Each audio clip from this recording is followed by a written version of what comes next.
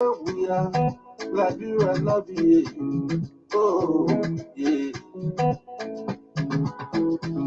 If the man does not see the market, you won't buy what you want.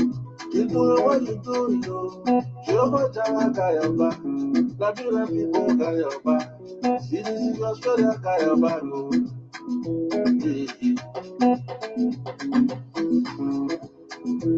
Sekosi, Tato, and Nawabo. Me know how you are.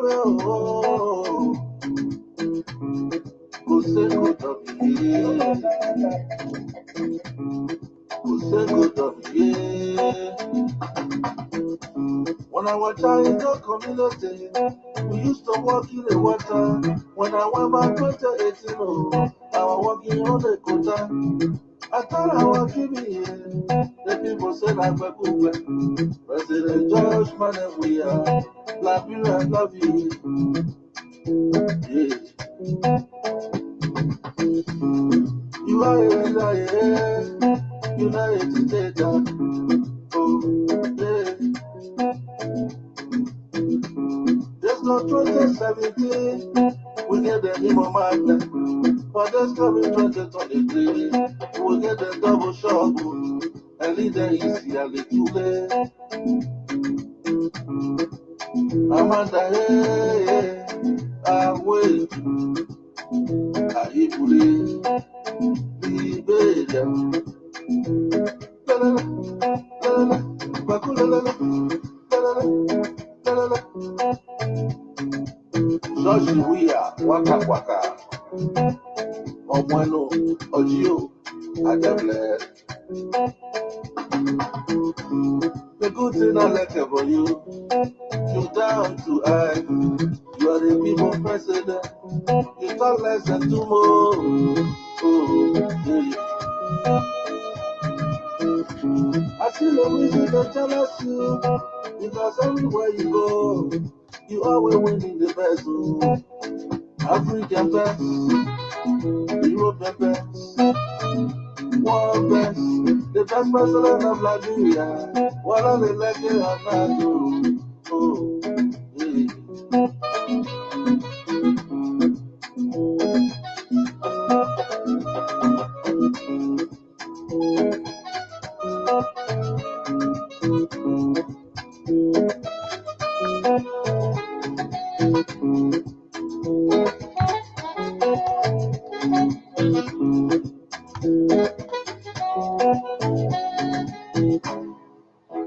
Amanda, away,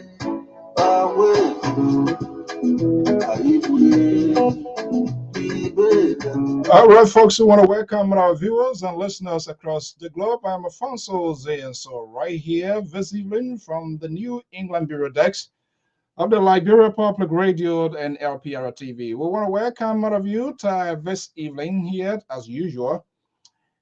Today is Saturday Night Live. We were seen here yesterday, and so we are trying to make time here.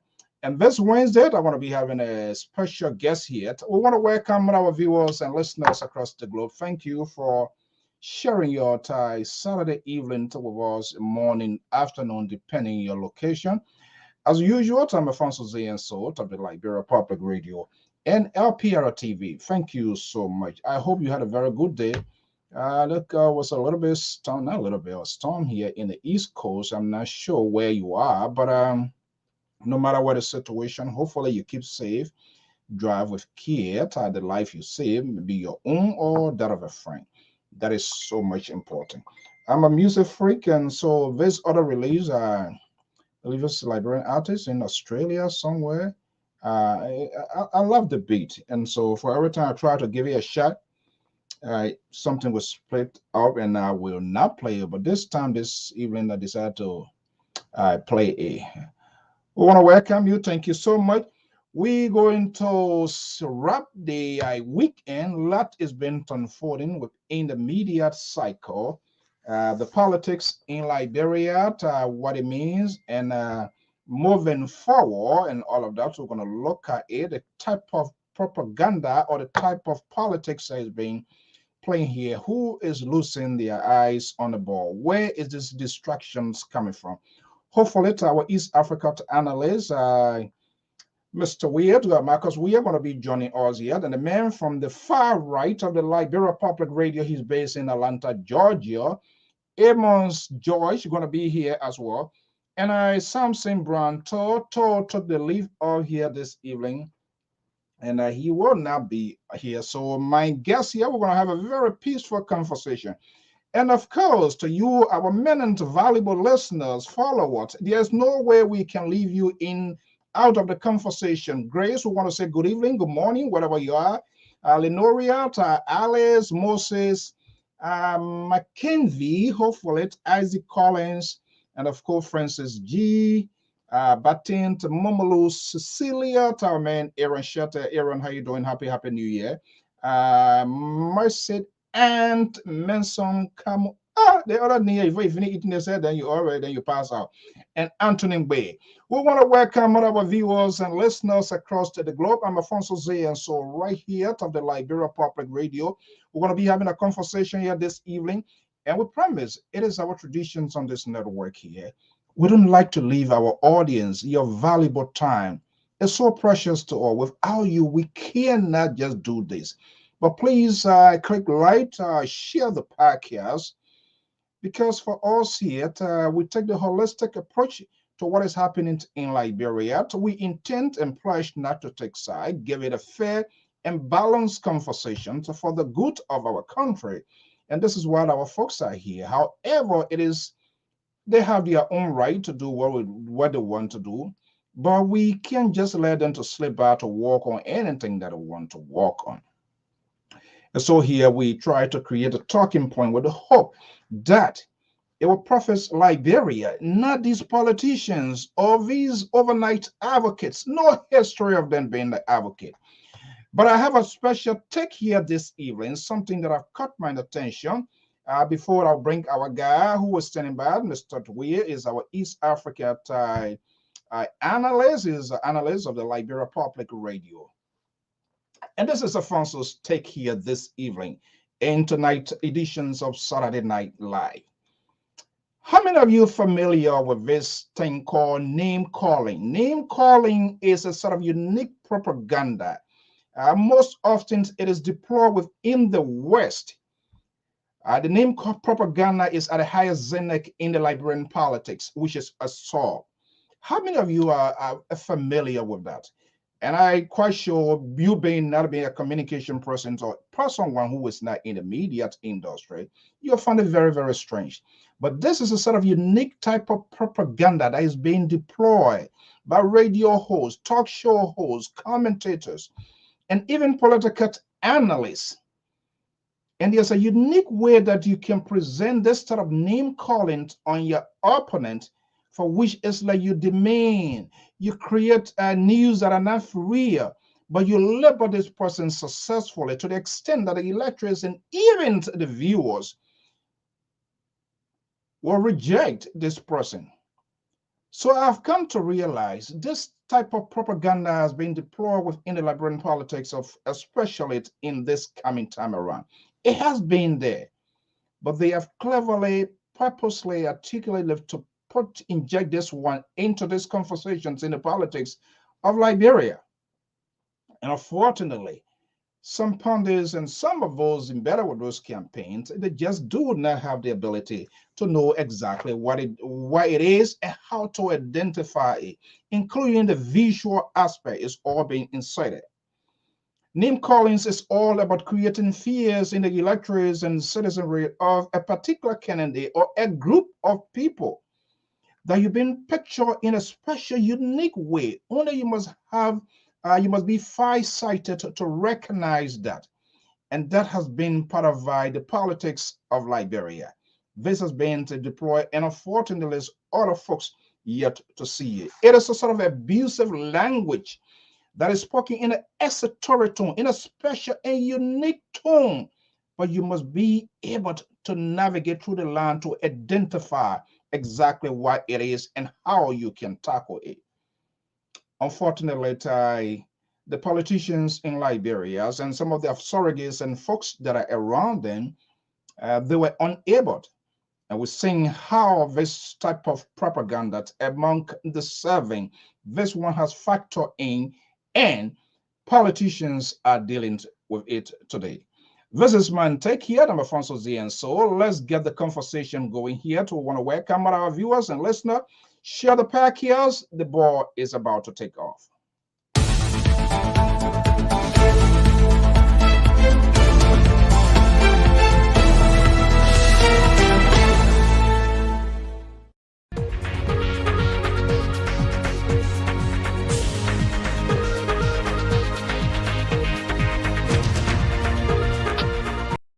Okay, Mr. George, you got to position your camera for some reason. I'm not grabbing your English image here. Okay, good. That's all fair now.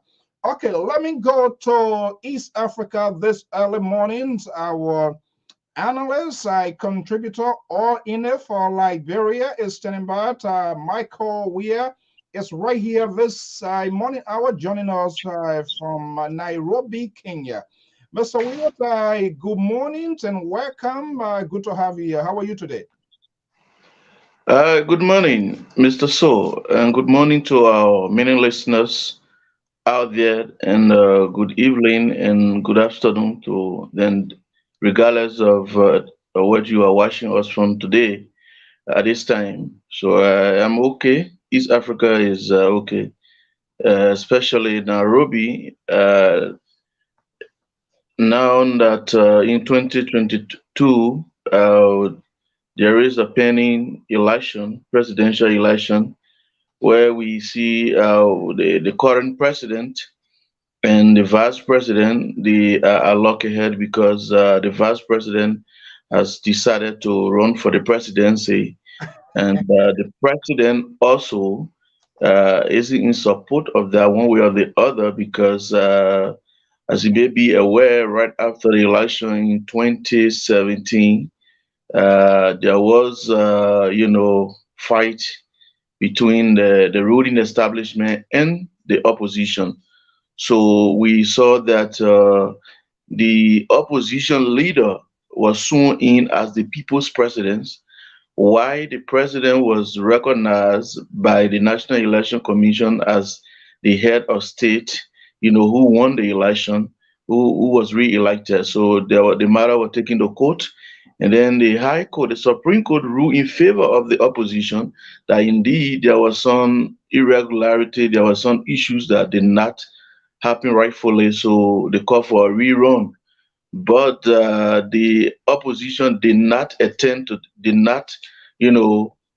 part in that election. So the president, according to him, being fast-acted in the interest of the country, so he called the opposition leader, who is called Raila Odinga, and the president is Uhuru Kenyatta. So they met, and then they had a handshake. It was from that handshake that I believe, from my analysis, the vice president wasn't in the know of most of the agreements that were signed, things that were agreed upon during that handshake. So we saw that the president and the opposition leader, they've been working hand in hand. So the vice president felt, sidelined in the process. So he chose to have the contest for the election. So as we speak now, there is a major political, fury or tension in Nairobi, Kenya. But we hope and pray that things go well in the interest of the common people. So yesterday there was a big rally here by the vice president in one of the counties called Eldoret, where you find most of the athletes. Most of the athletes is where they come from. Those guys that do the long distance running and what have you. So and the opposition leader to her he had his 77th birth anniversary, and the president was there. So it's not an easy political issue. It's something that has to be taken care of carefully. But we are following the issue as we speak from Nairobi, Kenya. Let's get the news rolling.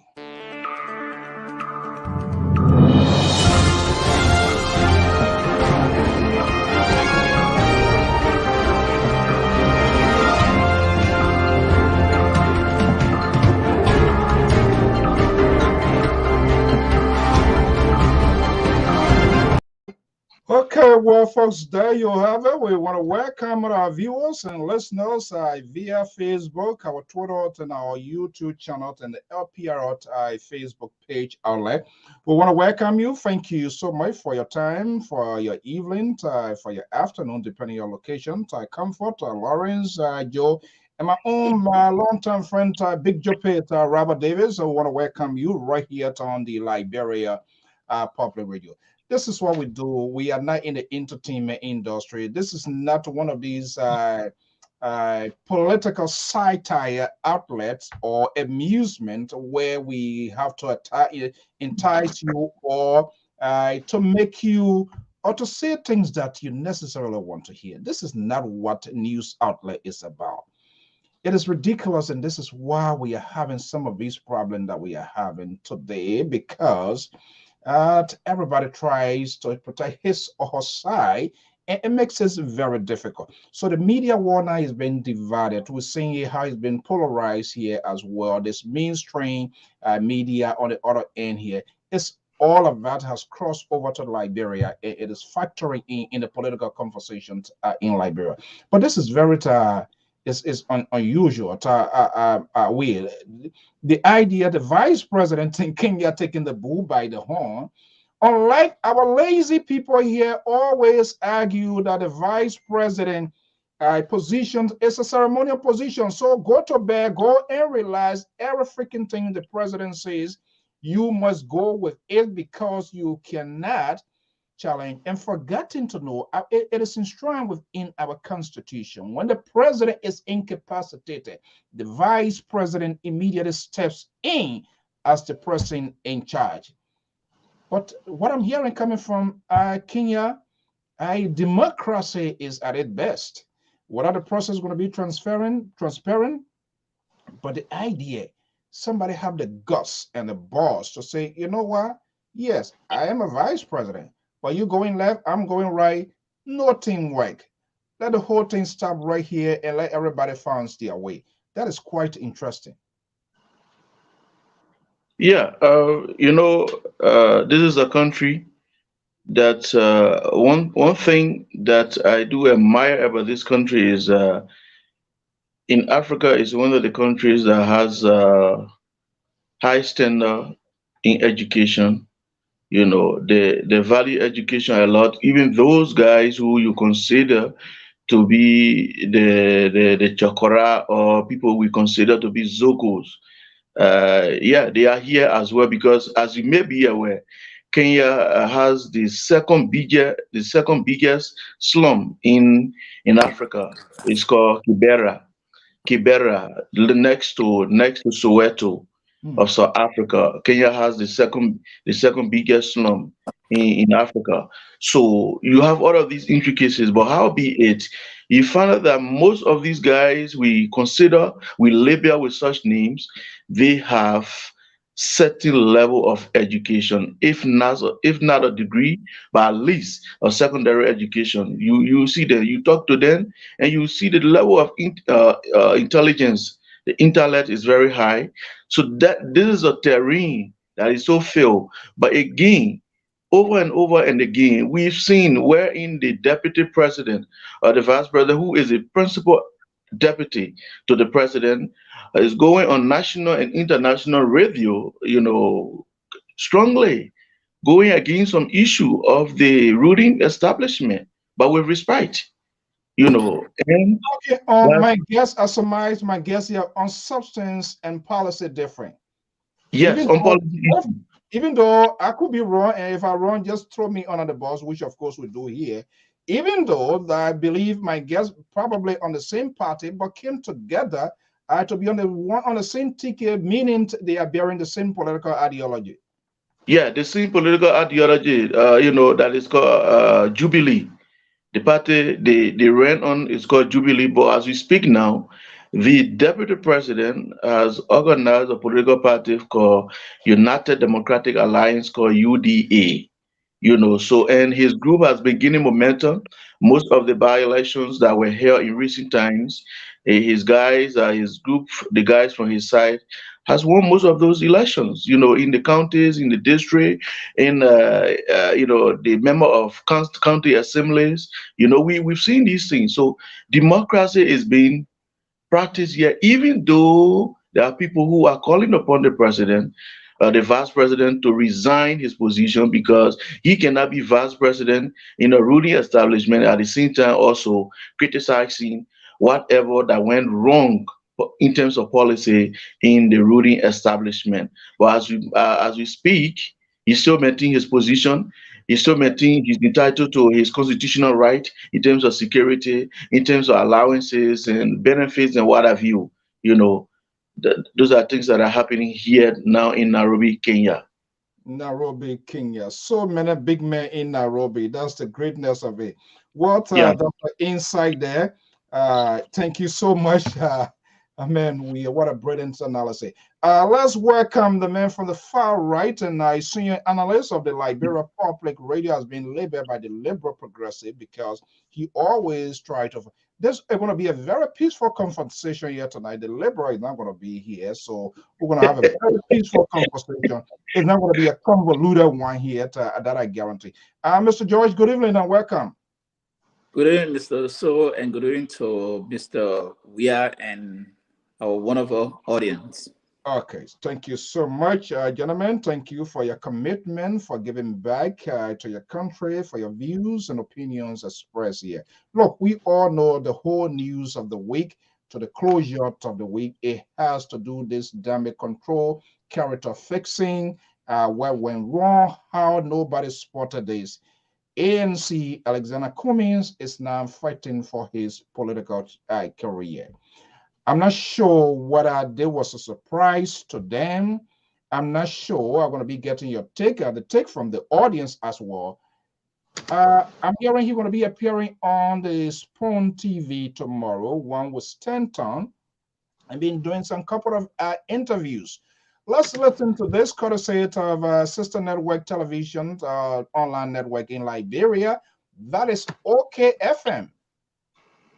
Okay, now let us come back to that because coming for this show, doing some research, I went through the whole interview Mr. You did this morning with Henry Costa, and he claimed that those issues were raised at least 3 times. That since you had taken over, at that time you needed to submit that document to the National Elections Commission, that you were told to take a review and all of that. When the lawyers got you looking at, you were supposed to take it back. You did not take their copies back to them.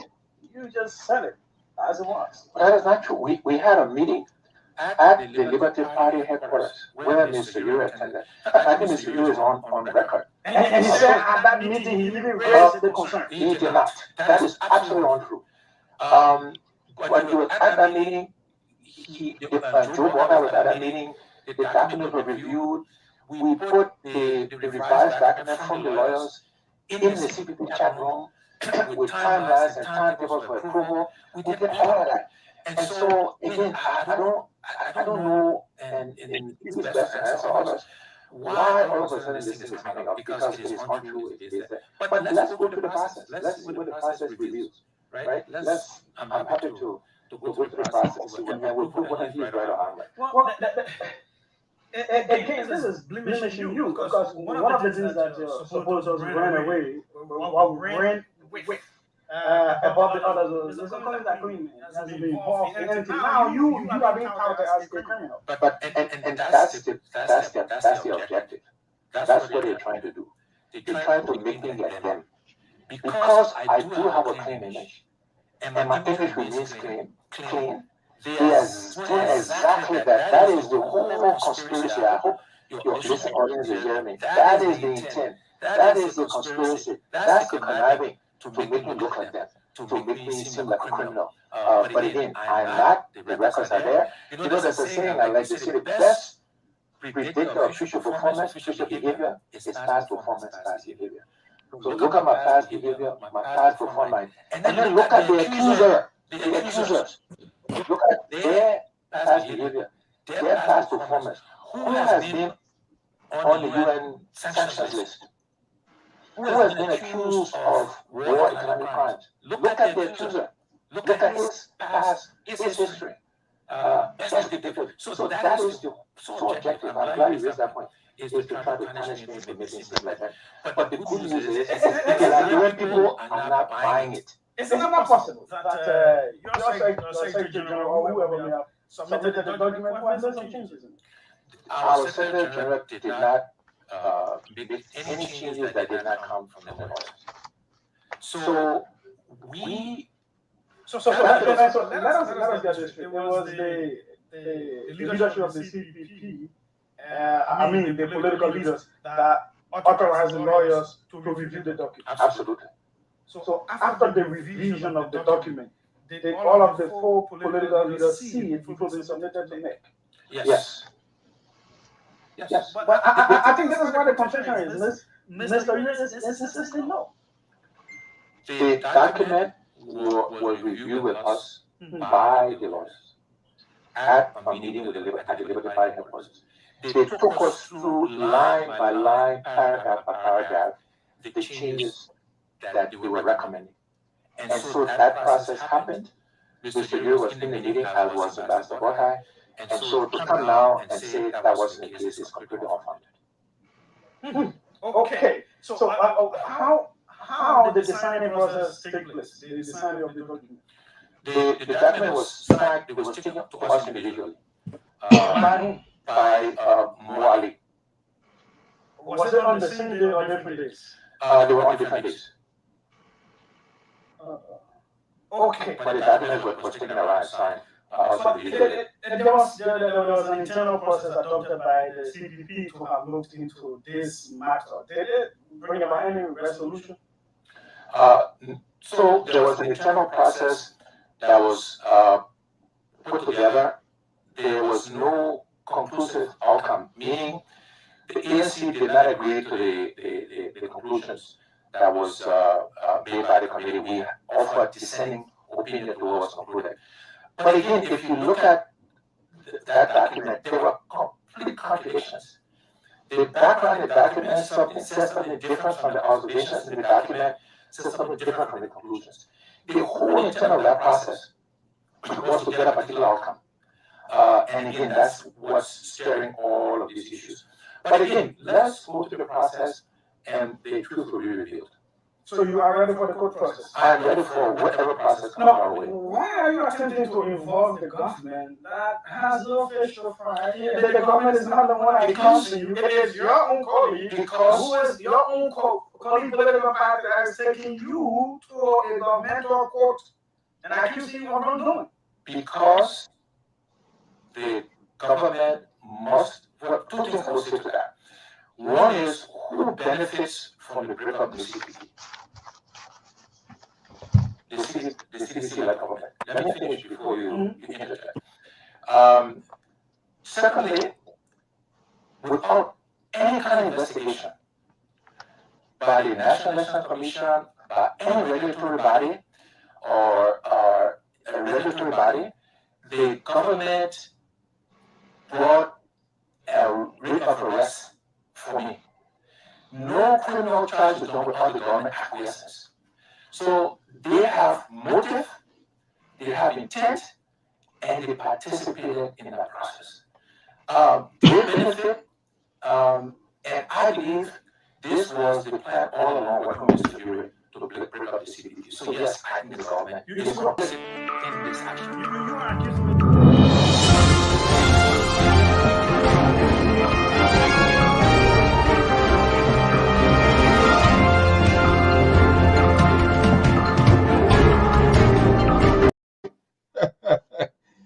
Oh my goodness. That was a very interesting piece.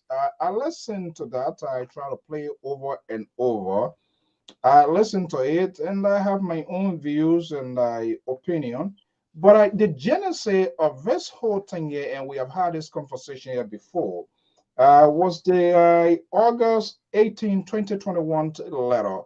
The rare meat letter that was thrown out there in the public by Bernard Ure, one of the members of the CPP.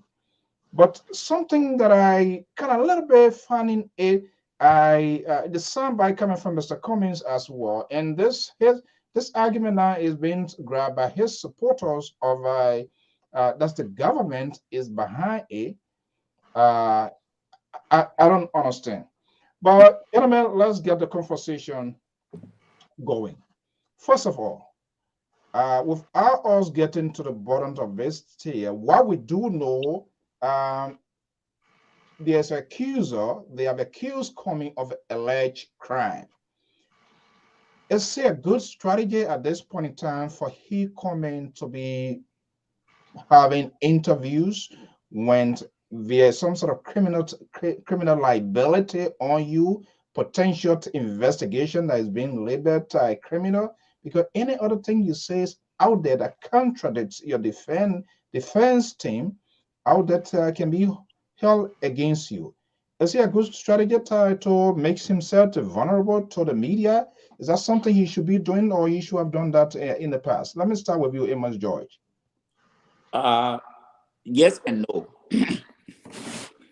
I think maybe speaking to the media, he should have a legal team to guide him. But the question that he raised, I mean, the guy asking the government is involved.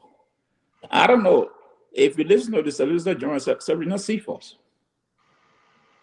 he made some comment, and that made me now to start believing that the government is involved. Many occasions, he did not even refer to Mr. Cummings as alleged. He said criminal. And if the Solicitor General is calling someone a criminal, that means the man has already been guilty. Because under the law, everybody presumes innocent until proven guilty by a competent court of jurisdiction. Mm-hmm. But if the chief prosecuting officer of the Republic of Liberia is calling someone a criminal already, then that raises doubt. Then he went further to say there are more lawsuits coming. If the Solicitor General, if he's not part of the party, how can he surmise that more lawsuits are coming on this individual? If I were the committee, I would raise that issue that Serena Seaforth should recuse himself as Solicitor General from this case. What a good valid point here. So let's spin the ball around here. And that's a very critical component that you mentioned, because I listened to Serena Seaforth, who's also running ahead of his shadow on his own network. He had discussed the whole case. Yeah, he has gone. He's gone behind the red line here. The only thing that I differ with to say, oh, government, whether we agree with the government or not, he as a Solicitor General is one of the chief prosecutor of the government where there is a potential crime. But his kind of like craziness of just unleashing and providing details without in the presence of a grand jury or without having this case in full swing, that is alarming. Will, let me come to you. Those are very good point Cummings is talking about too, but is he the right person to be speaking on this right now, considering where he found himself? Yes, thank you once more. Let me say that what is happening concerning the ANC and the ALP case saga, but Mr. Cummings, as an individual and also as a leader of the Alternative National Congress, there have been also allegations from the CPP, some members of the CPP, that the CDC has brought into the process to disorganize the CPP.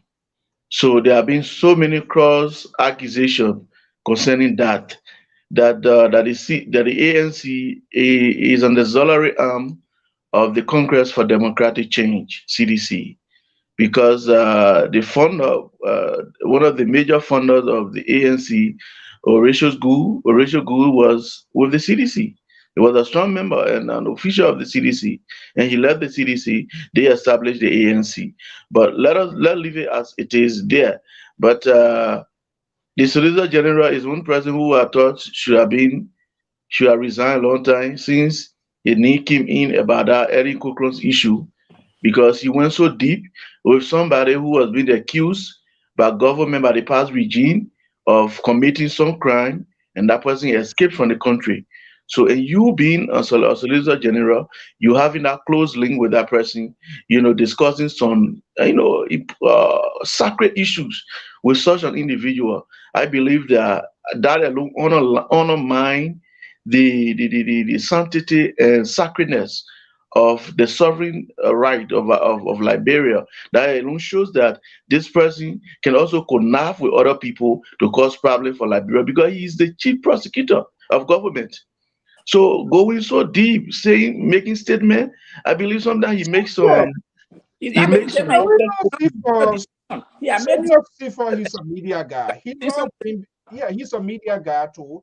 He loves being before the camera. He loves facing the microphone. He loves creating drama. But what is surprising now, I'm not sure the current defense team of the Cummins side here, but I've not heard. Maybe it's out there. I don't want to be judgmental. Maybe it's out there. But by this time, we should see vividly a press briefing from the Cummins defense team and say, hey, this guy seems to be part of what we are talking about now. He should play a neutral role, wait until the facts come out before someone can be adjudicated. But from what I listened to on Spoon, what I differ with though, for people to say, oh, what's the yeah, of course, he does have fish to fry in it. He is the Solicitor General of the Republic of Liberia, and in prosecuting arm coming to the government, he has the right, but his length of involvement, the information that he's putting out there, it undercuts the very investigations that still hangs that we yet to establish the real facts. But the common defense team, the common folks, we have not heard anything. Probably it is out there, but I haven't seen his defense team to catalog to address this thing one step by step. The involvement, the length of involvement by the Solicitor General, who should be maybe the match commissioners or referee in this case here. I'm not saying that. What is the point? Can he come and do it by himself? No, Or ANC talk show host? no, and this is the problem. This is the problem. If I were the communist team, this is what I would have been propounding on, wrapping it around the government. Because this is a clear indication that the government is involved. This is what the committee should be doing. But we come here to talk this into one another and they get mad with us. Serena Civil has the right as Solicitor General. If anybody hit anybody in Liberia and that person go to the police, the government become part of that problem because that means you have breached the peace, allegedly breached the peace for another person. So the government become part of that process. But equally so, he doesn't have the right to call you criminal, you are guilty. No, it's not his place yet. Only the court will make that determination. And he went further to say, hey, he petitioned the court that camera should be allowed. No, the law does not permit that. Why you want this particular case that camera should be allowed? What is your interest? Those are signed to tell the ANC to this. I think they should be raising, yelling over their heads. And don't let the rest of them get away with it. As Mr. Weir said, look, when he was nominated, when his name was mentioned at the Election Commission, I think we all saw the paper, front page, came with a rap sheet of this guy, blaming him as criminal. According to the front page, they surrendered. So why is a man will be making kind of statement and the opposition, especially the ANC, they are not raising the issue? I mean, I'm just wondering, it's just mind-boggling to see that they are not on this issue. They are taking this thing to be light, but it's not light. This is the man's political career on the line. So the ANC folks, if you people sitting down there and joking, so you better get out there. Okay, it's quite interesting. When we go back to the letter issue, the genesis of this whole thing here was the alarm raised by Benin Ayuri. That was on the 18th, 2021 of August. You remember the letter that he threw out there, giving an ultimatum to the CPP chair at the time, Nyombli Kanga, and we had this discussion here before that hey, they had this here. And it was the perfect time for the ANC folks to take on this case here, but Cummins at the time was sleeping. Maybe he has some good cook and it put him to bed, which is bad because Ura came out to say that he was hinted. Information was provided by the National Election Commission, an institution that also should be a neutral body into the electoral process. Why did ANC folks, why his strategists, why his policies advisor, why nobody grabbed this? And that's just not auto A. These signals, these are red flags we began to see then when the social media was busting in flame, accusing, alleging that he has fingered, that he has altered document, that the water was being poisoned. There was no way time that he should be expelled from the collaboration. You listen to him, there was an internet investigation. Up to this time, no one knows how it has been concluded, what are the findings. Lawyers were represented. So it kind of it making me to wonder uh, the decision makings on the executive of the ANC and more or less Mr. Cummings. Why was he not on top of this thing here? It was glaring from long far distance. Why he did not see it? Wait.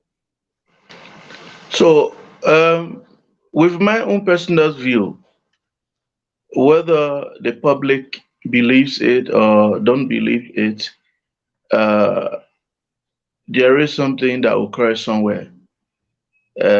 Because now, Mr. Kumi said there was meeting that were held, and the lawyer went line by line explaining these process, these changes that were made during the revision. If there was any meeting, I believe that there was a meeting minutes. The conclusion of that meeting should have been jotted down, and he, Cummings, now should be in possession of that meeting minutes. And besides that, also he made mention of that the guys from the ANC, want to make him like The ALP. That's ALP. Sorry, yeah. want to make him like then. Yeah. So since I'm not cutting you off. This is where sometimes the laziness of our colleagues in the media industry, they have to pay freaking attention when they are talking to these politicians because they allow these people to make loose statement, blanket statement, and leaves off with a lot of headache here. Because that was something he was saying there. Why the interview we did not, he should have gone further to pushing so we get a sense of who are these people, what was the character, what he knew, and for he, if you knew that, when did he get to know who are they, the kind of character to be with them, because he used some keywords, the connive, when people connive and use the word conspiracy. So it is a complete political ploy in his mind that has been planted against him. But I'm not sure why that journalist, the guy who did the interview, why he did some good work, why he did not do a follow up with that, because that was something he was saying. And since he did not ask him, he come in, he can walk away with it. Yeah, so it was also clear one way or the other about the name because we all know that Honorable Benoni Wilfred Ure was placed on the United Nations sanction list. So he said, I'm not like them that are being placed on the UN sanction list. So he was very rhetorical in his statement. But how be it, Kumi, he himself overlooked this thing from the beginning, and now see where it is now. The SG, with the issue of the SG, let me be bold to you. The SG have a lot of things to focus about than focusing on this issue of ALP and ANC issue. We have the indictment against the National Election Commission is a very, very big issue because if those who are heading our electoral processes in Liberia are having this kind of indictment, this kind of tinted characteristics, over there, yeah. Yes, it undermines the credibility of our election. It means most of these things that sometimes people raise that they were cheated during election. It means that these things are possible. So if you can go and inflate FQs, just because you want to get some money, and if you can go and award contract to your immediate relative, and then the SG, who should be focusing mainly on that issue, he's not focusing on the issue, and then he's there in court every time about this ANC and ALP issue. Though it is part of his responsibility, but I don't think so. It's very important because the issue of breaking this matter before the camera, you only do that whenever people don't trust that the court will come up with a fair judgment. But this is something that is between two opposition personality or institutions. So it's not between government and opposition. It's between opposition and opposition. So if Yeah. they should be the one to be raising that issue that no, we want this thing to come on camera, but you as an SG, and thank God the judge did not grant that The guy, permit. Serena Seaforth, I've been calling him, he's not trigger because, we're going to have or something. Because he went as far to say, you know, he has a solicitor general. There must be a fine line here, fine line in the sense that the boss is going to stop with him because he's going to have the prosecutory aspect to go into this case by hearing from both sides to provide all of the facts, not just something, no, but provide all of the facts. But he went as far as saying that there was a drama I created. What is he talking about? Oh, he said that, and these are the things, Mr. So, I feel for the people. When people talking these supporters don't listen to these guys. He said that the drama that was created in the court, he said he believed it was elected probably done by electoral commission supporters to cause chaos in the court by attacking the police officer. This is the Solicitor General talking, speculating. This is the guy. And the ASC folk are sitting down looking at the guy, making the kind of speculation. And he talking about the guy propounding of evidence. Mr. Solicitor General. So then the question now, how long was this case being investigated in a show before coming in the public domain? Because if you have all of this thing to reveal all of this now to be so much details with information, that's scary. But that's why I said that when coming made when coming made a statement, then when I listened to Serena Silva interview, then I started, oh. But I said, the ANC people, these are the things they're supposed to take to the media. Because this guy has just proven what it is not coming, is alleging that the CDC government is involved. And look at the chief prosecutor is saying. So, okay, let me go to we are here. Is there a distraction here on the part of the very same ANC? Because the whole thing here, the genesis of this thing here came from one of their peers who was part of the collaboration, Ben and Ure. Ure has been having his own issue for whatever reason. We know that the in-depth with he and Cummins in the past. Is that a workable strategy instead of then going after the Ure to say they want to be in two fronts, to be engaging with Ure at the same time engaging with GOL to say, yeah, GOL is responsible, even though Serena Seaforth is being heading ahead of his own shadow, but that his defense team should be handling that aspect, to be taking the legal aspect of it, to say, hey, wait a minute, this man is a solicitor general. The case, potentially the case, he's going to be one of the persons on the docket to review this file or to go into this case.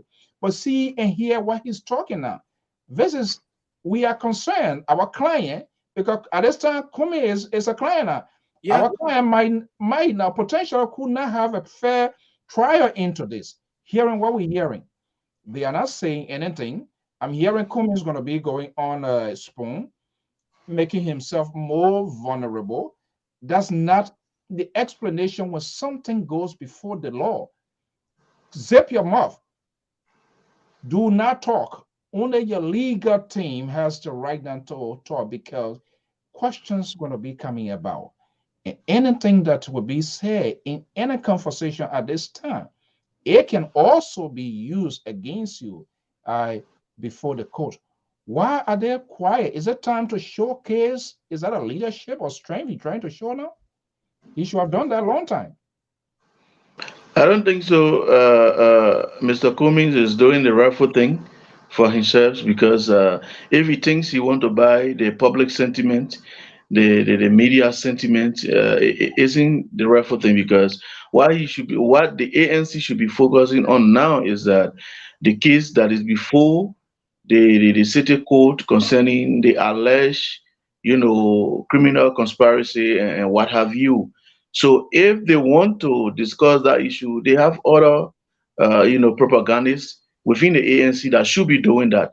Not he, Mr. Cummings, directly should be going on national or international wires, discussing the case because whatever he says, like you said, shall be used against him in the court of competent jurisdiction. Now, bringing in the government, accusing the government, whatever the SG said, the SG, though he's the chief prosecutor of the government of Liberia, but I don't think so that the government having some paramount issues to focus about will also, melt into whatever that is happening within the CPP. That Mr. Cummings, like I said, Mr. Cummings, like I said, there is a dark cloud that hangs on his head. Let him focus on that and Mr. stop the blame game because the blame games is not going to help him. It's not going to help him. Okay, so let's do this, Mr. Joy, before you come in. Look, folks, to our many viewers, thank you for being here. What I'm going to do, we promised them here because we couldn't come on Friday. Thank God the Lpr is not here, so we are having a very peaceful conversation here this evening. So I'm going to put the video link here. I want Liberians to get engaged. Don't leave it with these politicians. Don't just leave it with us as well. Because these people want us to be like a donkey to always ride on our back. And I refuse to do that. So whether you're ANC supporter, Joseph Boyka supporter, or whatever group or Liberians, I'm going to put here, and perhaps if you want to come, that's okay. I'm going to put the link up here. All you're going to do, make sure you're in a comfortable position, quiet area. That is to say, if you want to come on video, you're going to copy that link and just copy and paste it into your browser or messenger or whatever, and just follow the instructions, allow access to your camera, your mic, and you will surface here and we'll bring you so that we'll hear from you, because this is about Liberia. Three of us cannot resolve it. The 10%, 15% on other radio hosts, and these people, they can't. We just need to bring authenticity to this. So let me just put this here. If you want to form part of this, copy this link and paste it. Copy this link in your browser, to Google Chrome, and just Messenger or whatever, and then you can come on video here. We can have a conversation. Go ahead, Mr. George. Mr. We attended both of you on that statement. Serena Sifa is the chief, is the Solicitor General of the Republic of Liberia. He is the guy who determines what case to prosecute and what case not to prosecute. If Serena Sifa said this case doesn't have the magnitude to go to court, that's it. So if he make a comment on a case like Henry, then of course you can surmise that that's the government. You cannot separate him from the government. You cannot. So that's why he has to be careful every cases or statement that he made pertaining to any case that the government is involved with, because his statement can make the government to be involved in a case that he had no business, and people will say it's being political. So there's no way Serena is supposed to make such a statement, and people say, "Oh no, he's because he filed." No. He is the only guy that determines any case in Liberia, in the Republic of Liberia, determine whether to go to court or not. Serena Silva is the one who determined that. So any statement he make, people should hold him accountable. That is the government that making that statement. He's not speaking in a private capacity. He's speaking as SG. On the station when he said, he was saying, "I am the SG. I got proponent evidence that the man's a criminal." So it means that if I were the ANC people, I would wrap it around the government. Why should Cummings be concerned with whatever that is happening here? Who it benefits? Cummings should be concerned. One is about, first, his political career. Then second, his reputation. That is very serious. Because if he's found guilty. Is that in a context he was speaking? Yes, that's the context he's speaking. Because remember, if he found guilty, they will put a serious dent within his presidential bid. And if the court said he could go to jail, he will go to jail. There's nothing he can do. He can take an appeal. So additionally, the conversation that is out there, ANC is a supplementary arm to the CDC. Is that still applicable today? Is that something that people should still be talking about, seeing what is unfolding right now? Or is that part of a conspiracy that were injected into this political discourse? It's all conspiracy. Look at the people. Look at the characters involved. If anything, who is the benefit? The CDC and Nigeria. And here's the reason. What are the two larger carrier cell phone companies in Liberia? Orange and Lone Star. And who has a vested interest in Lone Star? Nigeria. And if the government, if Nigeria does anything, the government can squeeze him. You remember one time the government has to gain some tax breaks on Lone Star. Mm-hmm. So how can this man be the one to say that, oh, he's clear from CDC? And in fact, on the Costa show, he said every day he speaks to George Weah. On the Costa show, that every day he speaks to, anytime he speaks to President Weah. So it means that if people are putting conspiracy theory order, Nigeria is the one. Look at his tie to the government. So if there's a conspiracy theory, it should be him. Cummings is vying for the presidency. Joseph Boakai is vying for the presidency. But who does CDC see as a greater threat now? Politically, it's not Cummings. Why? Joseph Boakai can simply, I can tie Joseph Boakai around the 12 year with Eddie Jones. It's just simple. The politics. This man sat down with Eddie Jones for 12 years. He didn't say anything. He got all the benefits that the government gave him. They were killing. Honor the Eddie government. High profile killing. He didn't say anything. Now, is he the one to make the case against George Weah that have been high profile killing on George Weah when it happened on there? He can't make that case. Corruption. It was on then. He didn't speak about it. He benefited, he got a proceed from it.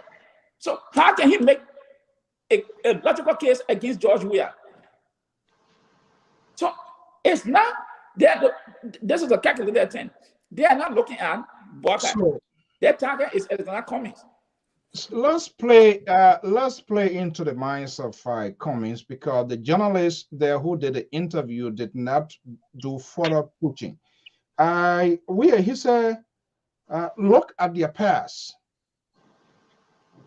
Look at their past. Who specifically he was referring to? What is the past that he was referring to? And when did he get to know the past of these people? Is that a good past or is that a bad past? If I was interviewing him when he said that, by the time he ends, that would be a follow-up question. What is their past, good or bad? You put that sort of open-ended questions so that you get specific out of him. But some of our folks too, they just put a microphone on and they just think that they are in an amusement center and they just allow people to flow, or maybe they are enjoying the interview and stuff. Because he said, look at their past. What is the past of these gentlemen? And when did he get to know the kind of past they have for he to form this sort of collaboration with them? Yeah, that's the biggest and $1 million question. So if you knew that those people had dent, on their character, why did you join them? Or did you join them because you wanted to ride on their existence, activity in order to ascend to the presidency or to gain more political relevance? Was that the reason why you joined them? Because whatever you talk about did not happen when you joined them. It happened after. It happened before you joined them. Those are some of the things we continue to ponder over. About some of our politicians. Kumi is not exempted from that. Most of our politicians, they use deceit.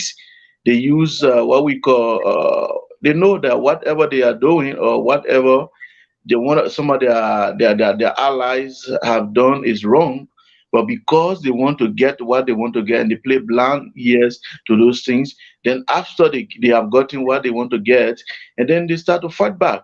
That's the attitude of Mr. Cummings. So I don't see him to be different from the other guys who he referred to. I don't see him to be different, because if he knew that he brings to the table clean record, clean characteristics, why would you join people who you know, and you knew very well that these people were people of who did not have good moral attitudes? You joined them and you took them around, you held their hands, and some of them won elections in Liberia. So it means that you sold expired goods, you helped to have approved expired goods on the market. And in the end, who will be the victim? The people will be the victim. So, I mean, this issue of blaming the government, yes, it is their right to blame the government. But my advice to Mr. I Cummings think is, if the wrong with that narrative there, it's kind of being a little bit mistargeted, because the whole thing, the genesis of this thing, it came within their own beltway.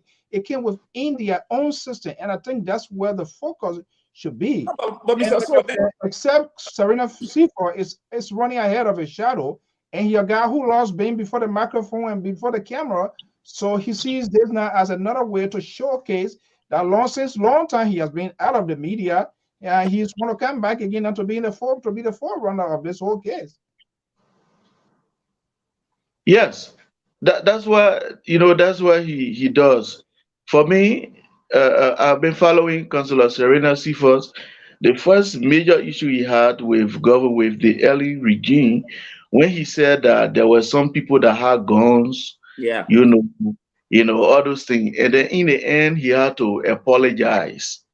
So this is somebody that have been noted that have been He said, noted he said, for what personal? He said, what yeah, personal? for making inconsistent statement. So we know him. We know him. So that's the same thing with the issue of Mr. Cummings. CDC has been aligned with this Serena Sifa guy. Most of, if some of the guy, the Koji, the how do you call him, the Moba Molu, most of them, most time when they were taken to police station, sometimes to court, you see Serena Sifa and these other people go there. Is that right? Yes, going there to defend them and what have you. I think it was some of the payback. They decided to pay him back. The first position was to go to agriculture ministry, where he had little knowledge about, and he was there. Then later on, they brought him into a field of practice, if his Let me field go, of, let me go, let me go to the caller here quick. Let's have some engagement here in tonight's conversation.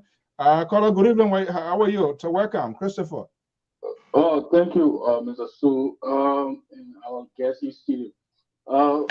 So I'm having a little bit of problem with this whole coming indictment and stuff like that. Usually I really don't defend Cummings. I'm not a supporter of Cummings, but I think our criminal justice system is running into something here, and we got to come out to speak. You are strong. You are a supporter of the government. CDC. You know to Bassa. You know Right, to Bassa. I'm a supporter of the president and the government, but I think something is taking place that is not too clear to me. What is that? Benina Ure filed a lawsuit against Cummings, or maybe he said that there was some kind of crime that took place. Conspiracy. All right, but why did Benina Ure case come from the bottom to the top? What about all the other cases? why Benina Ure is so special that you bring his case? So from let the bottom? me All the ask way you to here, the top. Christopher. 12 And o'clock, let me say, 3 o'clock, 4 o'clock, you can be tweeting here. I don't know. Have you sent out any tweet on this one here to ask the very government? I just came from Focus on Liberia because it made me sick to the stomach. I want to know the officer that went in front of the magistrate judge with the affidavit explaining exactly what Comey is being indicted for. What is Comey being charged for? You know, Mr. Sue, look at the chaos. Look It's at a the forgery. beating and hurt. And The court knew they were sending for a high-profile individual. The court should have provided proper security. Security, right. The court should have known that when you send for Comey, that's why when you see when the court said President Trump or at that time you are running a campaign, Trump will appear. Trump lawyer will show up. They will not let Trump to appear. When Trump was running his campaign, Trump has so many lawsuits. But sometimes the court can understand. The judges are smart people. They will say, let the high-profile politicians stay away, let a lawyer come in and let it put something in place. Are you disappointed because about this it? guy cannot run away. This guy cannot flee the country. That guy has a whole constituent behind him, a political party. And you want to tell me the court was so stupid enough to allow him to show up without proper security and people almost died. Who played Guinea? Is it Benin United that control the court system in Liberia? What is going on here? Well, you need to call it. Defend Comey, but we got to do the right thing in the country. Our criminal justice system, the jurisprudence. What is going on? Okay, all right. Well, hopefully you can help us to find the answer. Side, you know, Mr. Sue, it just baffled me, and then they sit here. Look, sometimes when these things happen, they say, "Oh, you support the government. Oh, you support the..." No, but when something is clearly wrong, I mean, this guy is innocent. So, okay, quickly before I go to my slides here, so based on that, that's something. It is good. This is what we're supposed to be doing. Whoever you support, when you see something is not right, is about the country. You can speak it. Doesn't nobody going to take your support from people. So, based on what I'm hearing from you, it seems to me then Comey does have an argument that the government is also conniving with these people and they are a part of it. Is that it? I mean, look, if you are being indicted, I mean, I don't know which one comes first in Liberia. Indictment before arrest, or arrest before indictment, or indictment before charge, or arrest before. I don't know what they're doing. I mean, look, if anybody is being hit with an indictment or with jail time, I mean, they are probably or really cause high core evidence before, because once you are indicted, then it means you threaten the gentleman of arrest. You say you threaten him, his family life, everything, and say we will arrest you. Where is your evidence? Show us high evidence, something. What is the reliance of the officer that went in front of the magistrate judge with the affidavit to ask for a warrant? Okay. Who is this officer? What is his name? Okay, thank you so much. Let me go back to this guy. Find the answer, and we're going to. The wheel is being invented here this evening, and I think at times, even though Christopher Tobasi is a guy who is annoying, by he's in his own world, but he has his point. Now, how Comey's this is a serious legal battle. We are hearing that he's getting defense team maybe from the West here or whatever. I don't know who's going to be his lead defense team, whatever it is. But this is serious. We just don't know what's going to be the outcome. But we can start making a guess game based on the conduct of people who's supposed to prosecute this case. The behaviors it's very unusual. And interestingly, these people, they were all part of the collaboration yesterday. These people have expressed apprehensions about the court system in the country. The court is Joy. We are called. You know how we kind of like the same thing we had in the 80s. The armed forces of Liberia was Samuel Doe. The police, there was a Joy Weir, Helen Johnson Sally police. The court now that Joy Weir something. But these people yesterday, they were together. Just yesterday. And they have expressed apprehensions of the court system. But they are the same people now that we have turned around to say yes. Out of the sudden, the court system has become a perfect place now to do, to do anything. I don't get it. That will show how they divided the politics. Yeah, Mr. So let's get something straight. Even if I do not agree with the court, even if I have an apprehension, if I'm hurt, I must go to the court. That's the court is the court, yeah. So even though I might criticize, but at the end of the day, I must go there to seek redress because I cannot take the law into my hand. That's one point. The second thing is Mr. Ure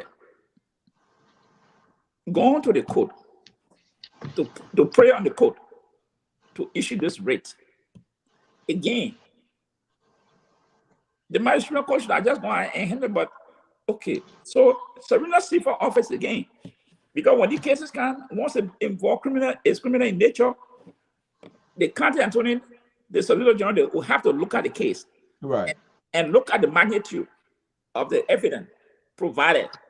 Then it's okay, go ahead. He can choose to assign lawyers from the office, say you handle this case, and that's it.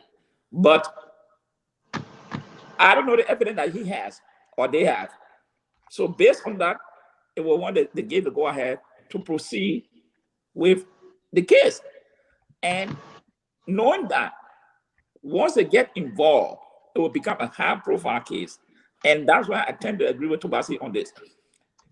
They fail to provide protection for the citizenry now or at the premise of the Supreme Court.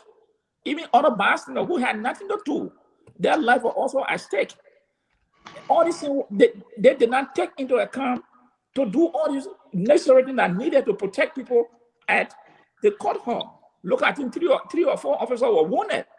And I have not heard the Solicitor General to say anybody was apprehended. No.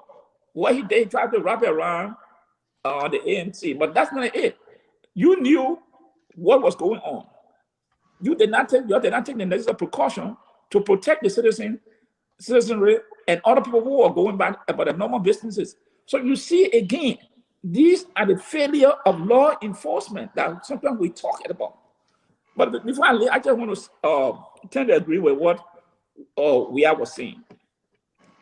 When someone heard this thing, someone who spoke that this thing was a wrong thing for companies to go into this field with the collaboration, because many of them had things that carried it in their record not been too good in Liberian politics. But again, they didn't let him some of us. Now, yeah, it's the result today. He's in referring to Ben Nigeria. And sometimes these things happen, especially in Liberia, because we all know no political party can win 50+1 upright in Liberia. So other people will be forced to go to a marriage that which they don't, I mean, it's not right, but they just go into because, hey, this is the only way to get there, which is, of course, wrong also. Yeah, if you listen further, and I want we have to speak on this, if you listen further to that interview, he says something very interesting as well. So, and I've gone through this, what they call this framework agreement here, this confederation here. I'm not sure whether it's a closed confederation or open confederation. I didn't see anything in that to tell us that it is only this, because he did reveal on that interview of forming other collaboration, other parties. So it looks like he's having a plan B. He has come to realize this is no longer a collaboration thing. This is a complete disaster. It started we knew it was going to be like this because there are a lot of dishonest people. They are embedded within this group here, and they were planning on the government for no reason, and they forgot to know. They went to bed. The same people come back now, somersault, and get this thing on their life. I think he's having a contingency plans to say, oh, you know what? When this is out, he's playing a good game now. When this whole thing get away, I can go out there and form a collaboration with any other political parties. Yes, he has that right. But in that interview, he said that the documents were secret. Were to be kept secret. I heard something like that from him. But I don't want us to preempt or anybody for that matter who might call or any of the supporter of Mr. Cummings to preempt the decision of the court to say that there was nothing wrong, and also to also say that there was something wrong in the process.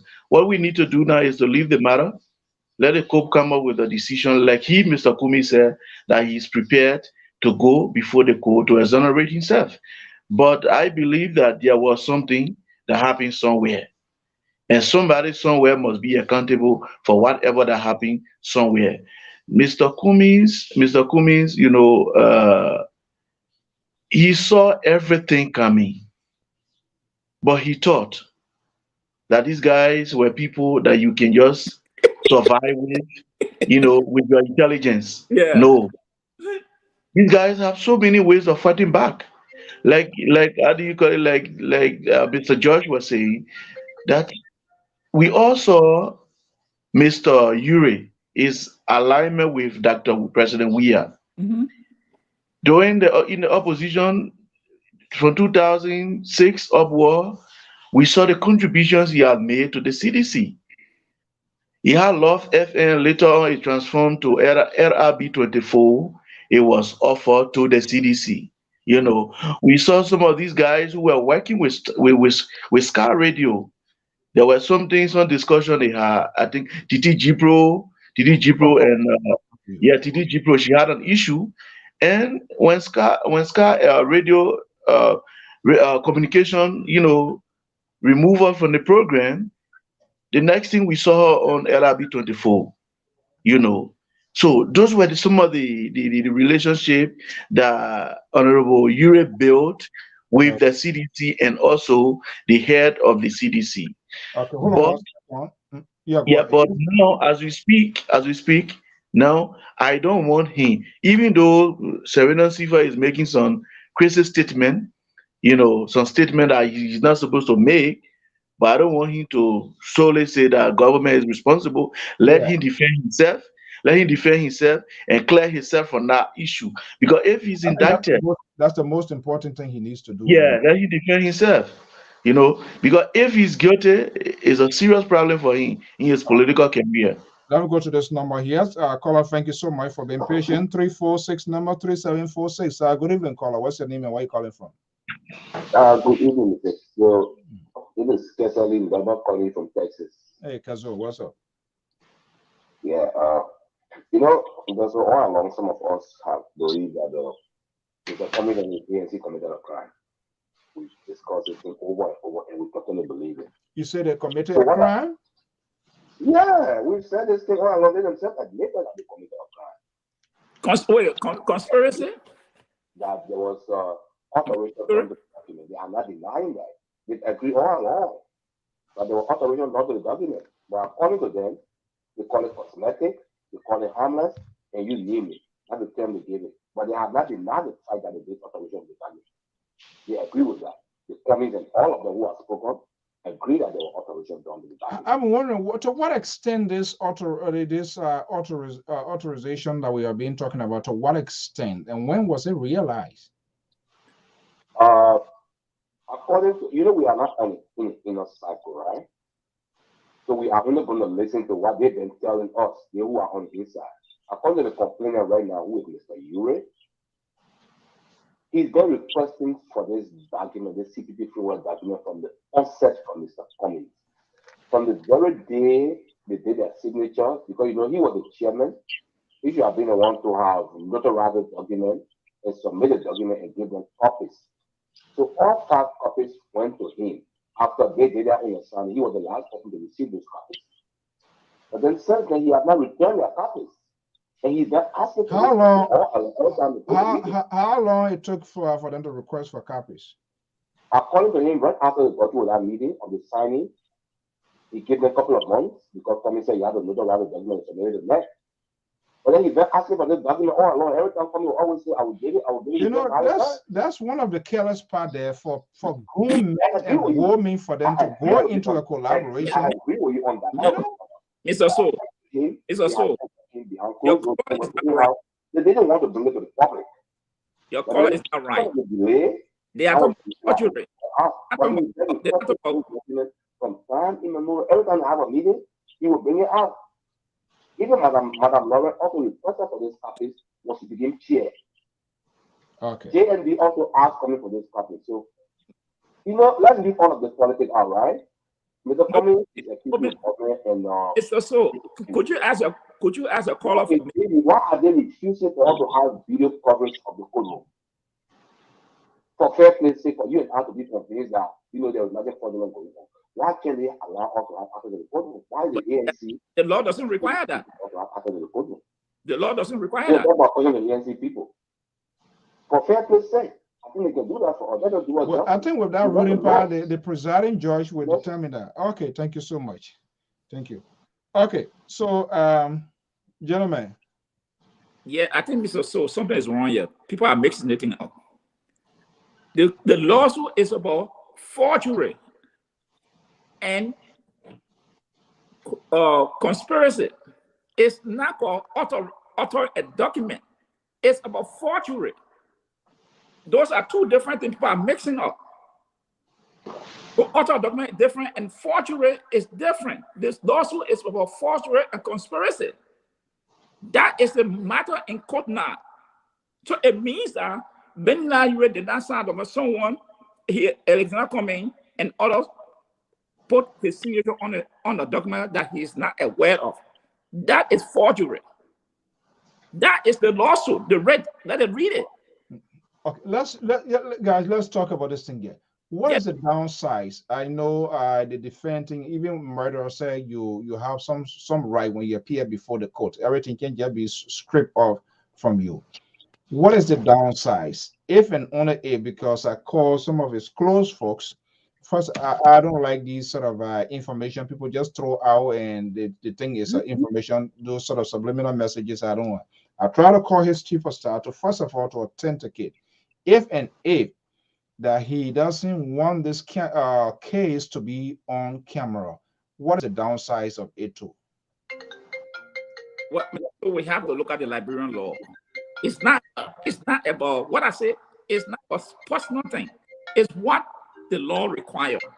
Do the Liberian law require camera? Can we come? Yeah, that's what I'm saying. I said yes. Everything there's a downside. Can we come back tomorrow? Can we come back tomorrow and have another talking point? This didn't happen, and there's no camera. Nothing is on. Nothing is recorded.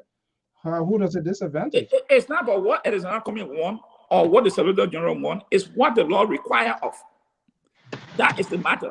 So if the Liberian law requires that camera must be in court, then of course the judge will go ahead. But if the law doesn't require, then whatever decision comes, that's it. Whether he's guilty or not guilty, that's it.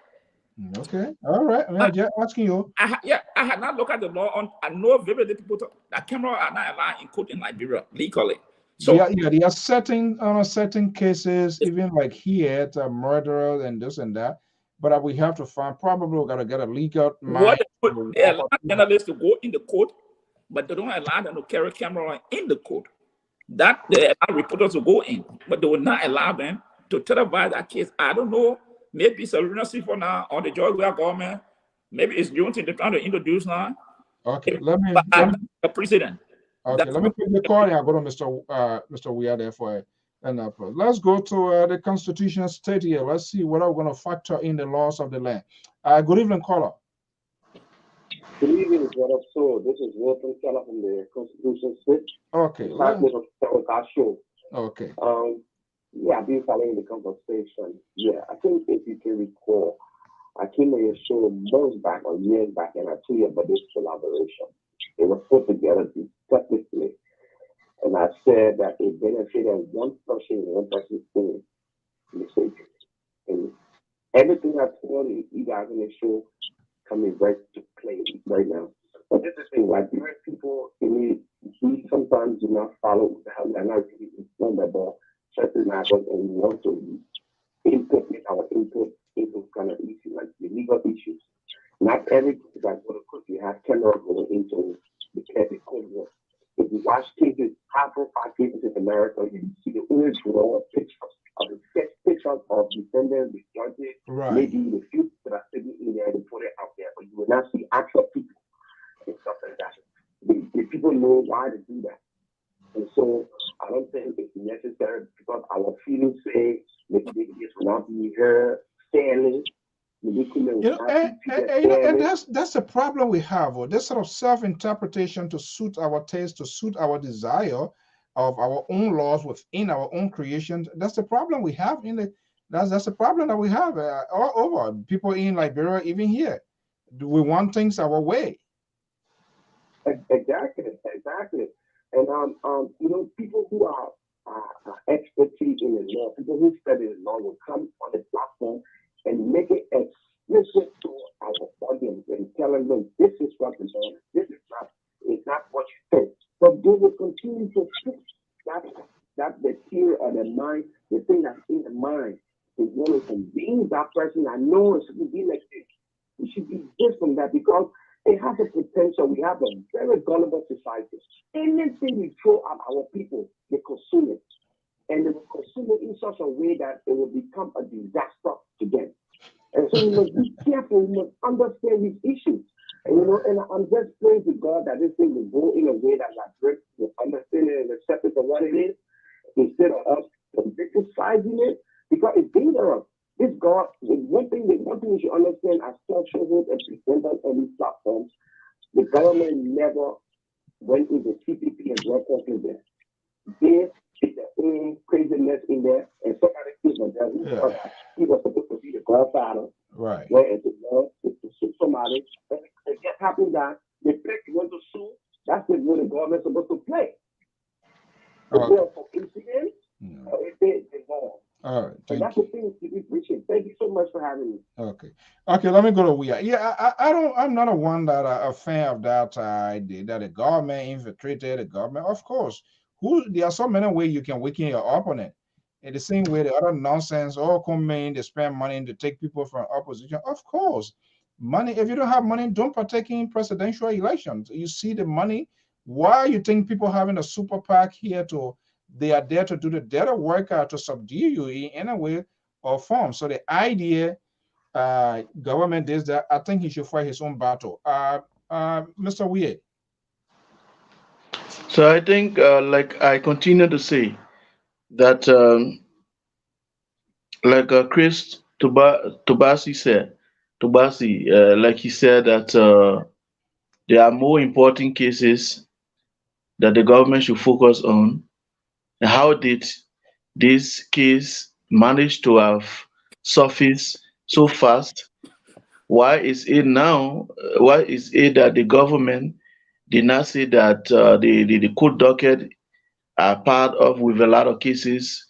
So there is a delay, and we pray that most this case will come before the judge. Why the government have not said that?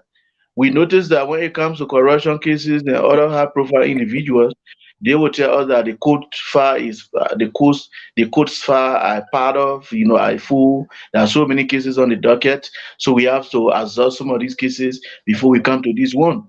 So why is it that there is a major priority being given to this case? Those are questions that people, conscious-minded Liberian, will ask.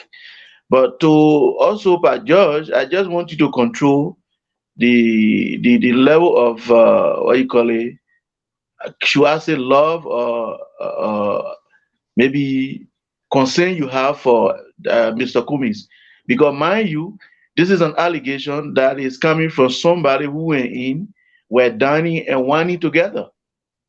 So we have to be very careful. Though we've been knowing, some of you have been knowing Mr. Cummings, have been following his activity in the private sector, but in politics, different ball game. Another four, then they're hands up. I don't know the point. Yeah. You see four of this guy here, everybody here, he did purposely put one hand in his pocket. In his pocket. That a big boy. Why he trying to reach out there? Nobody knows what he's reaching out for. Yeah. So you see, so we have to be careful. Probably some of our assumptions might be very wrong, and some of our assumptions might be right.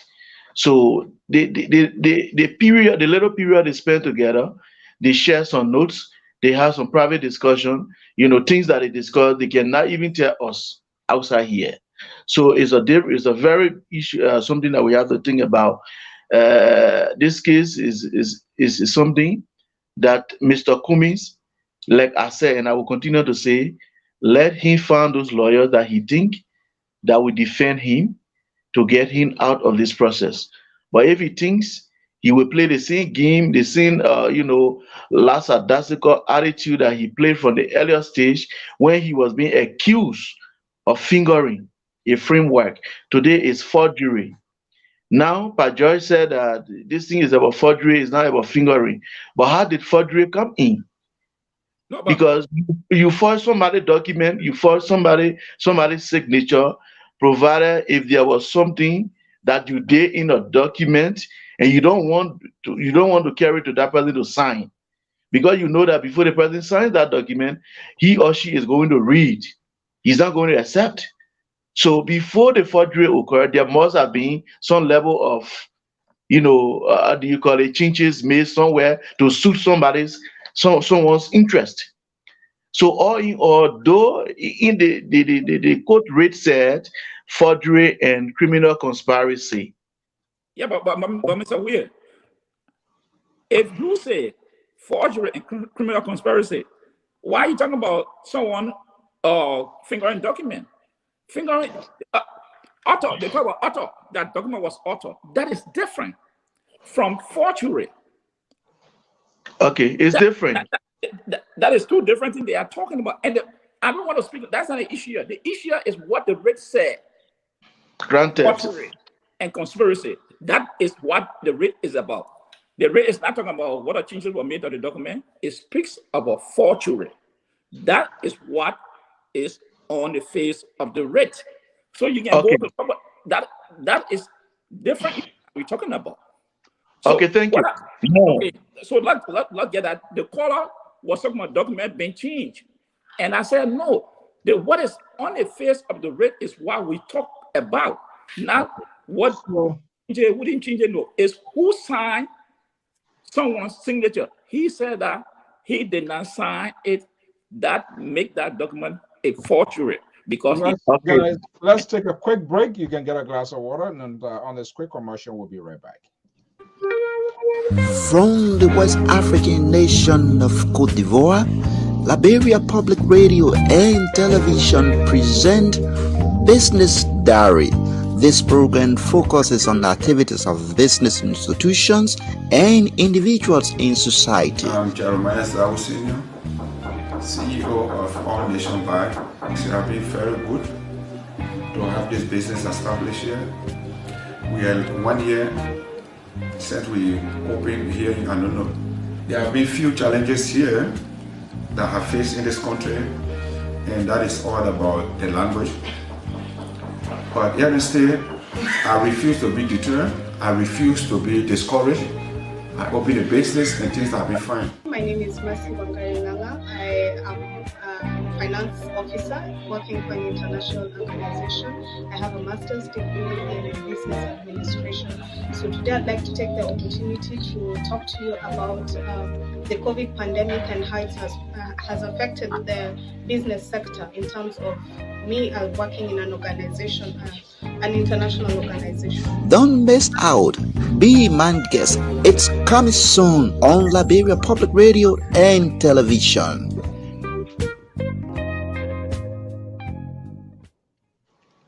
Okay, that's Business Diary. Our man, our West African correspondent based in the city of Abidjan. We got to figure this thing out because politics here. We need to look into those that are involved in little small entrepreneur businesses. We got to give these people, we got to showcase these people here. That's Cote d'Ivoire, that our man based in Ivory Coast, Bent, coming soon on this program here, Business Diary, to see some of our Liberians that are in Cote d'Ivoire, with some success story. Yeah, go ahead, Marcos. Yeah, so like I was saying, even the court, the court record will tell you that the arrest tells you that this is why you have been arrested for. Yeah. You've been called for, granted. But the lawyers in the argument will present argumentations that will also they will go to historicity. How did the issue? What was the intent? Or for why would somebody go and forge a document if they don't have anything to achieve? You understand? So I mean, it could be anything like this person is saying, Aliu Samba, you know. So Yeah, Ali get a point here. We usually don't agree. Ali is one of those.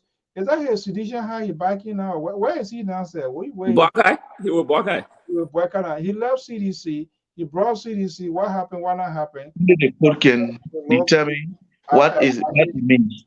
Yeah, that's one of the court. Yeah, the court determines. The court determines. And that's a But valid thing there. The court going to determine the intensity of the case. I look at all of the evidence and facts coming in. Yes. The court will come and then can say, hey, this is precisely what happens under this law here. But you know, is that's what I was talking here. I'm waiting to see what's gonna happen tomorrow. He's gonna be speaking. Let's see what happens. But I know he's not gonna go anything so to the case. so then there is another issue that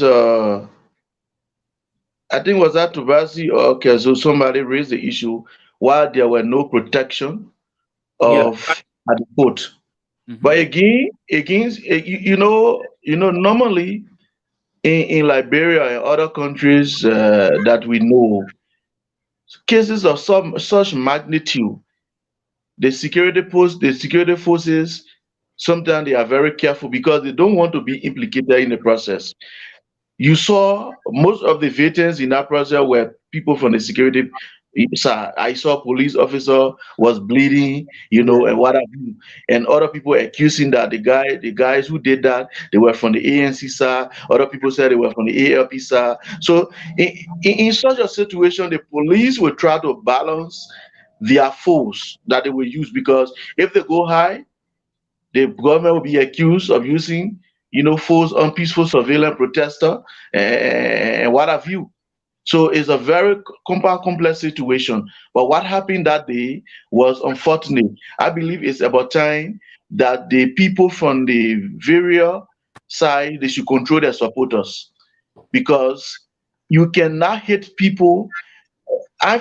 For me, I cannot be a police officer. Maybe I have something to subdue you, and you come and you want to subdue me. It's very difficult. It's a very difficult issue. So they need to control their supporter. The number of people they take there with them, they have control over the members. Because before the court proceeding starts, I believe that they do their mobilization in various districts that bring out people. So if they tell for example, the various coordinators, the zonal head, that we need 10% each, they know the people that they will take to the court.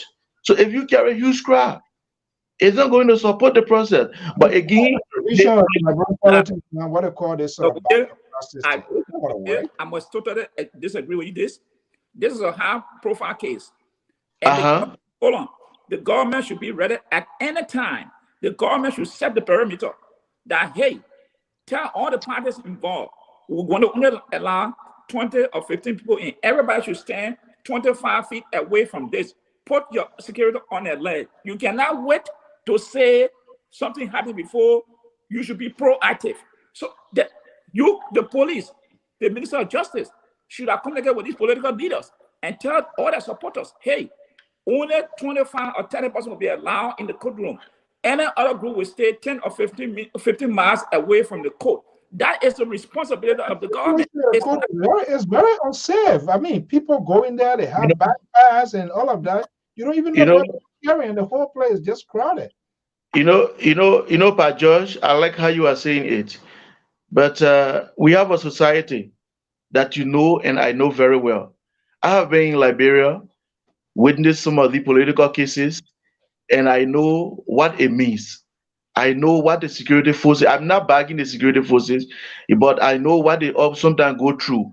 You tell them that, okay, stay maybe about 15 meters away from the way of the court. But sometimes these people come with a force that sometimes overpower the force of the security. And the security is also careful. Because if it were something, for example, those people who were injured, if it were the police that could have injured those people, we would have been discussing different things, that the security system, the police is aggressive, you know, and what have you. So this also go to the political leaders.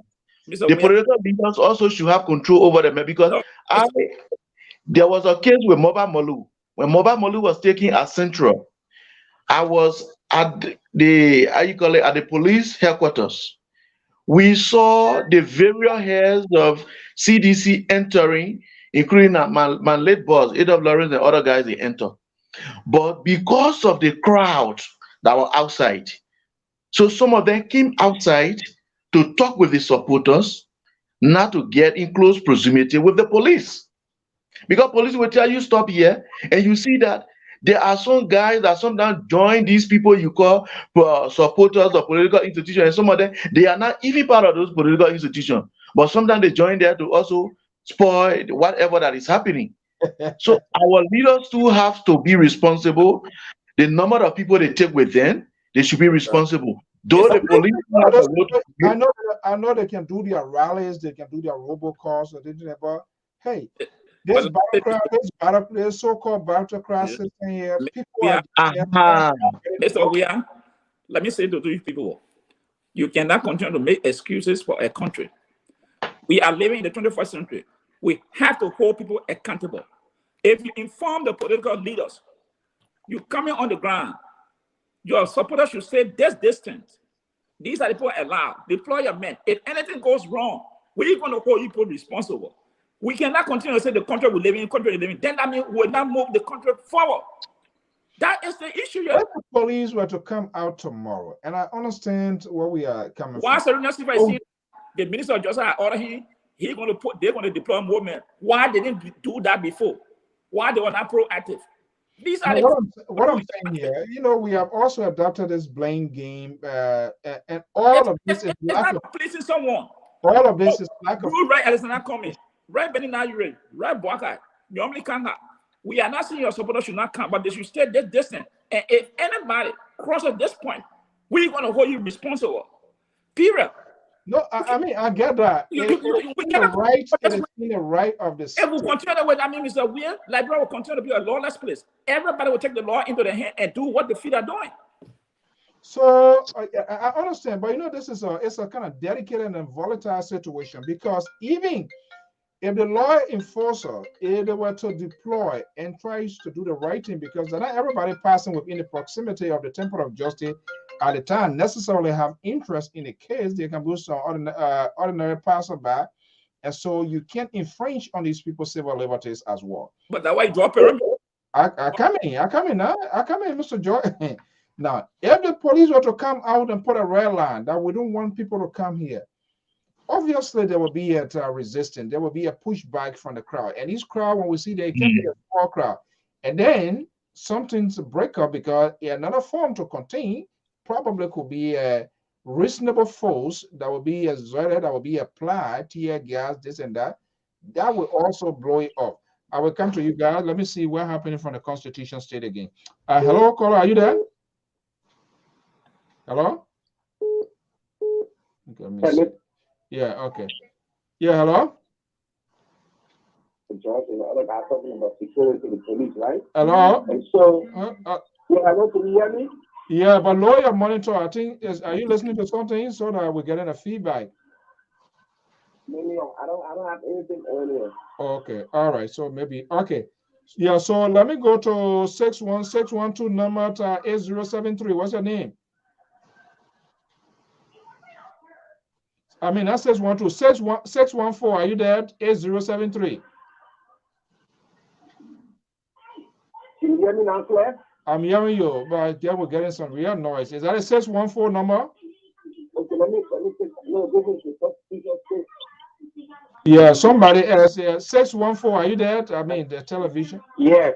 Hello. Yeah, we're getting a feedback. Somebody, if you watch, somebody got to lower your television because we're getting a feedback. Okay, 614 number. Go ahead. What's your name and where you calling from? What's your point? Yeah. This is Mecca K. Willie calling from Dallas, North Carolina. Welcome, Mr. Willie. Go ahead. Yeah, thank you, sir. You see, people like I will always see in call on the show and make people that by George the liberal to understand that people that fight George, then they are the people, the old heads that did not do well for us in Liberia and get us into where we are today with the war, with everything that's going on today. You cannot come on here today. You cannot be sitting on this platform, local platform. Oh yeah, you can't do this. You know it for the well. The Liberian people, when it comes to politics, when you are on the side, therefore now you're on the ANC side, clearly. So everything that goes that people will say about no man, how you tell the same control? How you might don't know the man on ANC side? But I listen to the man every day. I on the platform every day. I know how Pat George as well. I know where Pat George comes from. It's not a secret. So everything he will go on the contrary just to make the point that oh yes, but trust me, if Pat George is in Liberia today, the same thing we're talking here, it will be on the other side. So you cannot sit and protect people who go against law enforcement. You in Atlanta, Georgia, you able to go to the court and say something there when proceeding is going on, even the police or mercy of that court? No, you can't. Okay. But because it's Liberia, because your interest is only here today, you will say all you want to say, just to make it look like, yeah, nothing is happening in Liberia. But there is presence in Liberia. People need to follow. But you guys need to be preaching. Okay. I always say this, the old head, the progressive, the whatever, they pour into the next day.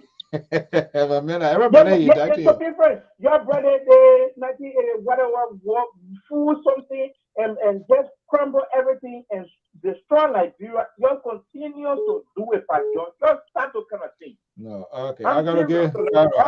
I will give. Just for 1 second, George will come to respond to that. Yeah. I don't think it need to be an argument. Let me make some clarity to him. George will still respond. Let's make it brief as possibly as we can. 203 number, go ahead quickly. Then I'll come to 612, and then I'll have Mr. George to respond. Thank you. I think Mr. George, I mean, I don't necessarily agree with Mr. George or not, but this is the thing here. I think this kind of, I mean, hard profile cases, I think we're security that find us to do nothing. That's true. 612, please hold on. 612, yeah, go ahead.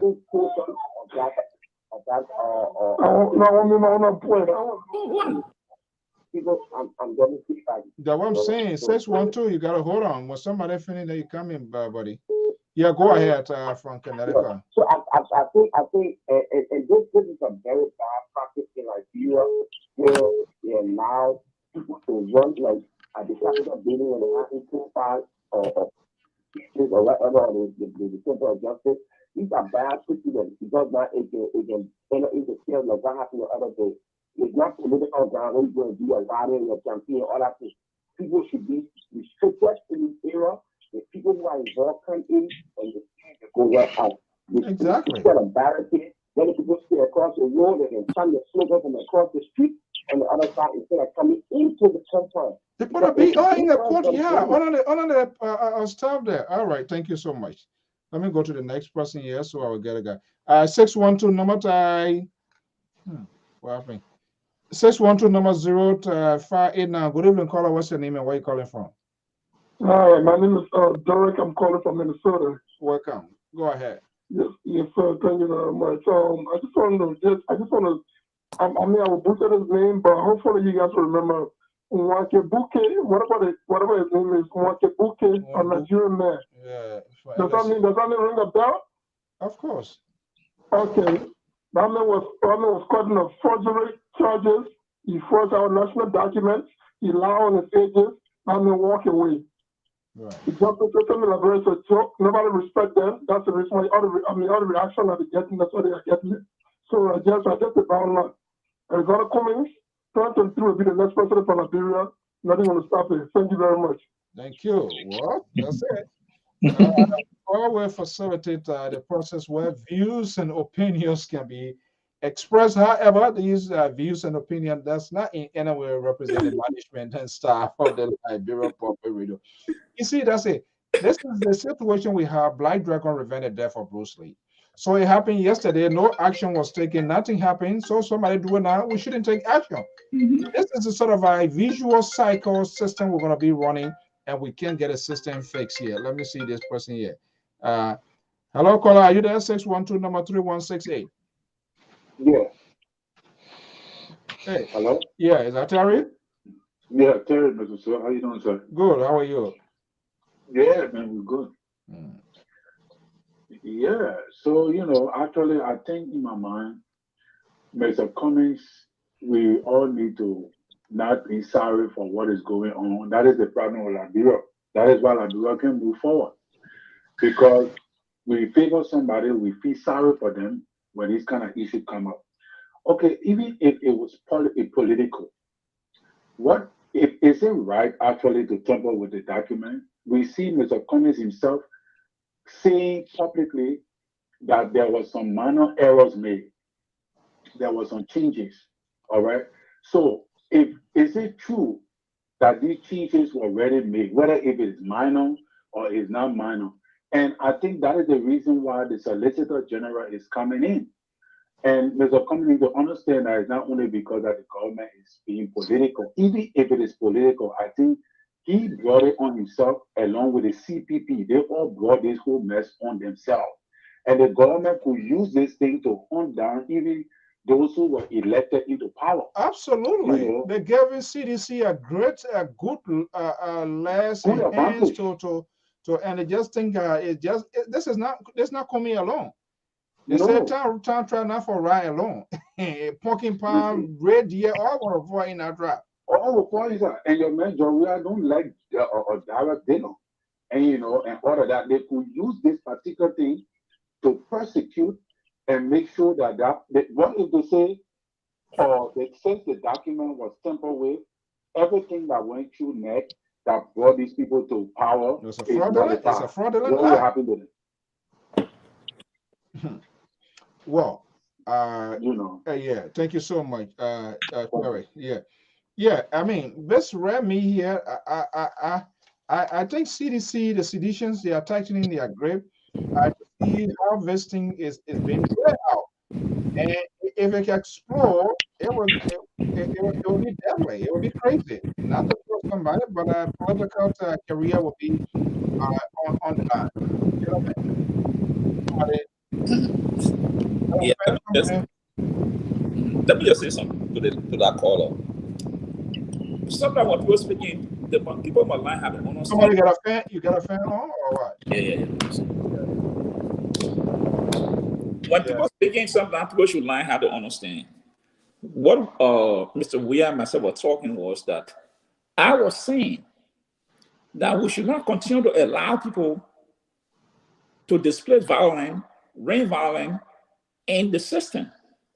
And I'm saying people should be accountable. I don't care what side you come from. So for the call to say that I am against the police, probably if you didn't understand something, then go back and play the tape. I'm insisting, Mr. Weir was in the kind of society we're living. If you do so, I said no. We have to start from someone to face the system. We cannot continue to allow people to come and just do anything they want to do and get away with it. That was the point I was making. But the gentleman misconstrued that I'm against the law enforcement. I'm saying we should not allow people to floor the courthouse and cause confusion there. And if they do so, I said the Minister of Justice should inform all the political leaders. These are the normal persons that are being allowed. The other people must stay away from the court that distance. And if you violate that, you should be prosecuted. That was the statement I'm making. Okay. And so the last statement he talking about, I'm part of the problem, I'm responsible. Okay, yes. I'm happy to be part of the problem because being part of the problem today is why you have multi-party democracy. Because the late G. Bagon Mafia was the group that registered multi-party democracy in Liberia prior to the coup. So if that system was bad, fine. If it was good for you, okay. So, okay. This last caller here, Terry, with respect to, So let's see here, gentlemen. This avalanche that is unleashing now. Who brought? Is that coming? Brought this to himself, the CPP. If he said there was minor changes, and that was the previous questions I was asking, who it benefits? We don't know. We don't know how this whatever change or changes. We don't know to what extent it affects the documents. It change the documents. What are the other people have narrative to a. My concern is why these all grown-up people will put a document first of all in place. These are people that frown on national governments of lack of transparency and all of this stuff. We know the government has their own things that we can all bash on here.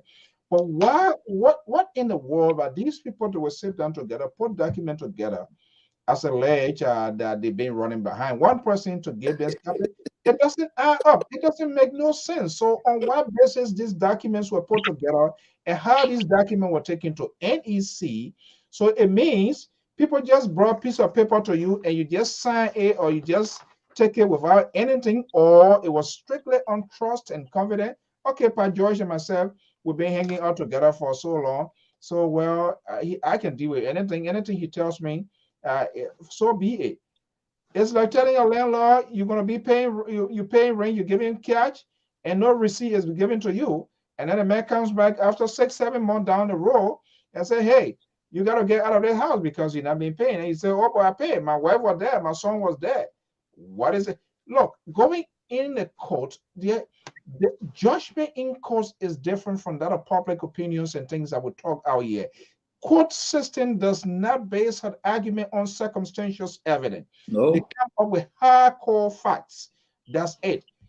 Oh, they want to do it. They're not doing it. No. That nonsense, it don't happen. Whether the court system is corrupt or not, but the presiding officer does not in any way deal with circumstantial evidence. This thing happened, so. No. You need to produce your facts. And even because if it goes before the grand jury, that's how it's going to happen. So I want to play this here. Let's listen to Comey on this tape here again, because here, I'm not sure whether the too much of talking going to help or helping or not. Let's listen to this. The euro is being used by the government to break up the CPP and to disparage my reputation. Others accuse Musa Bello, we were very friendly with, of being the government hand in the CPP to destabilize it as well.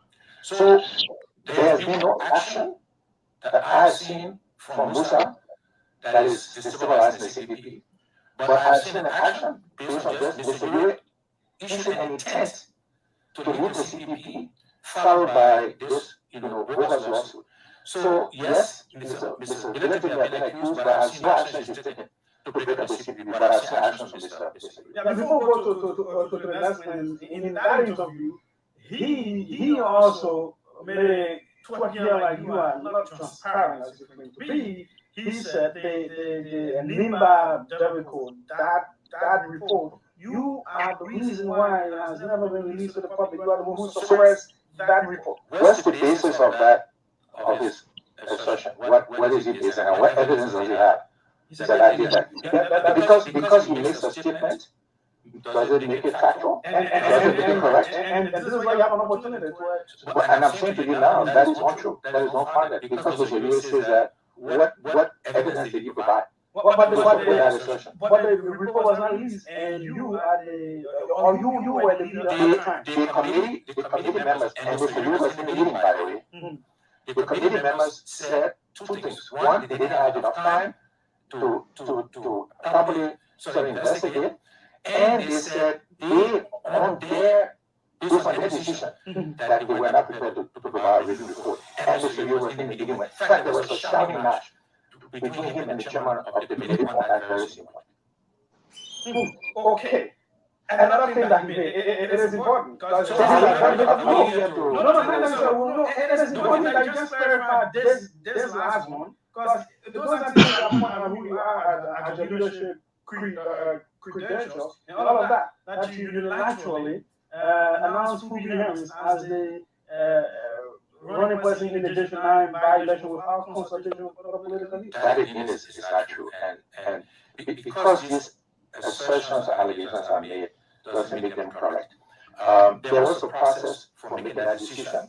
There was some breakdown in that process, but to see how unilaterally did it again, I think because you asserts that doesn't make it correct. Okay.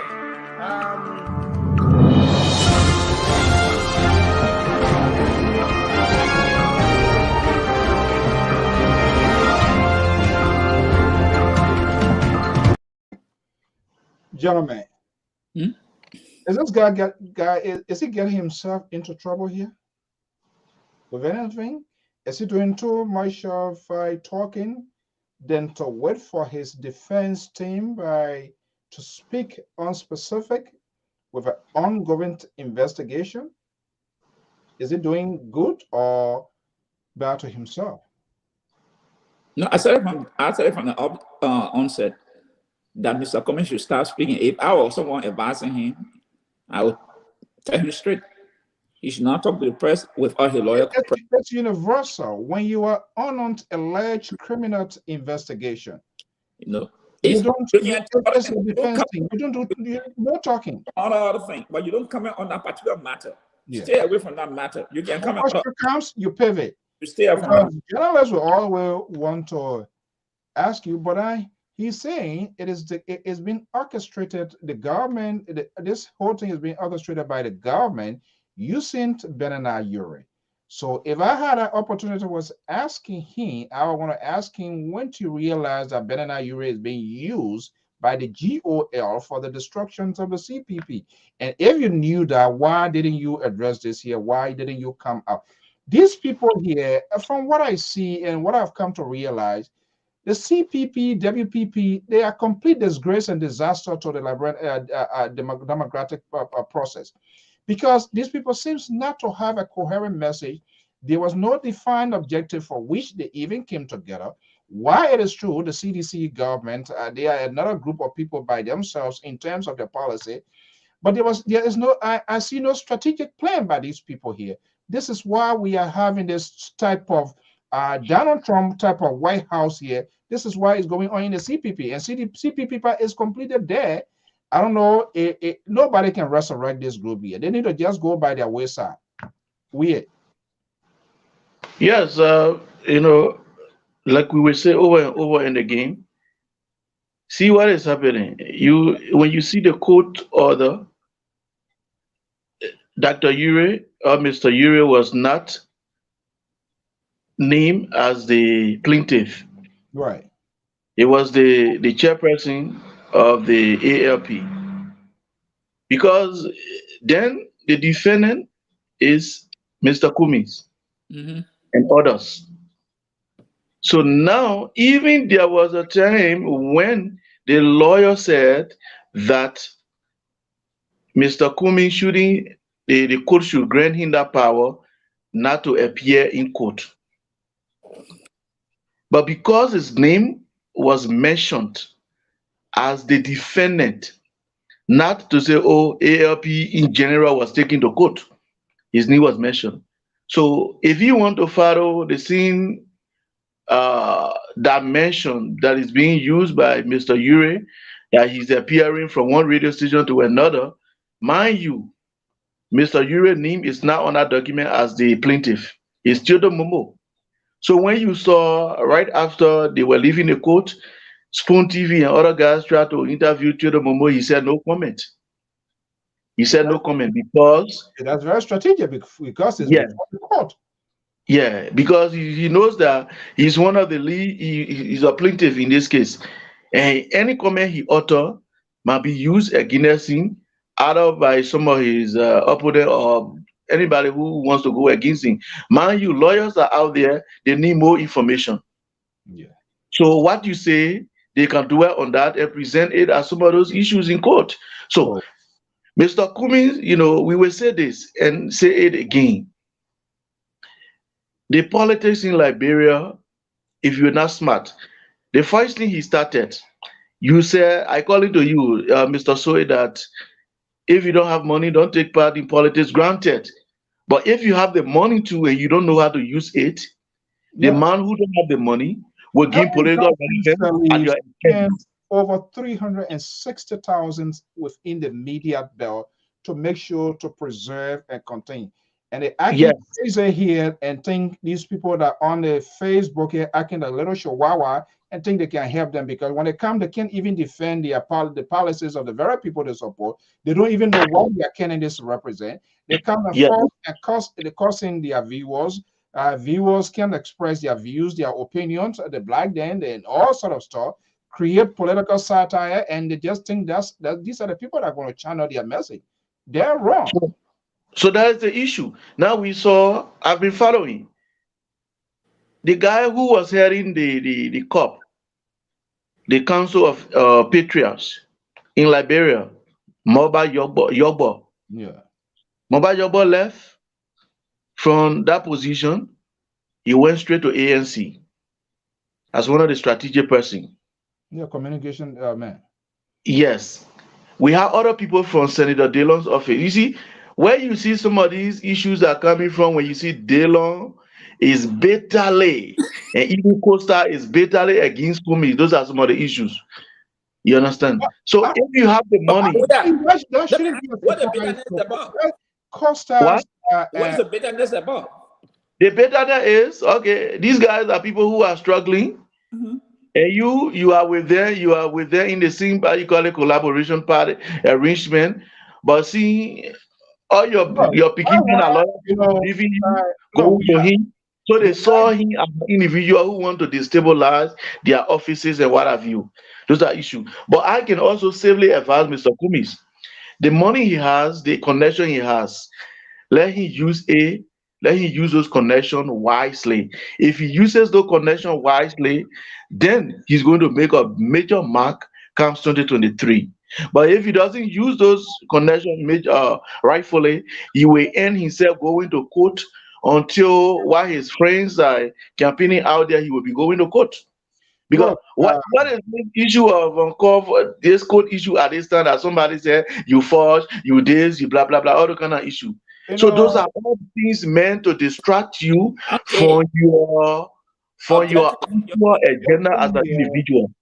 If you look at the genesis of this whole thing here, and I was asking the liberal here who was eating crow here, this is another sort of and that's the word he Cummings was using, and then blaming Joseph Boyka. But I'm surprised on the other hand to blame Joseph Boyka, because they all went into a stupid agreement, went into a dark agreement on the Barnett collaboration. When you are collaborating things, you move in one accord. You share some sort of some commonalities, basic political ideology. But it went into it when they started this thing, when we started a conversation here, George here. Samson told he was one of the person here, oh, we're doing this thing you're going to face. Anything happening in CPP, of course, LAP, they're not United Party business. George Lope on the other side, when United Party having their thing, then what the heck you get into collaboration? When you're friend, when there's a trouble within your camp, you are trying to put tie, you are mending fences together to be one, ultimately with one objective. And that objective is to unseat the current government. But you are telling me we are on this net where we are like a family. I'm having issue and you don't care. You're having issue and we don't care. What sort of collaboration is that?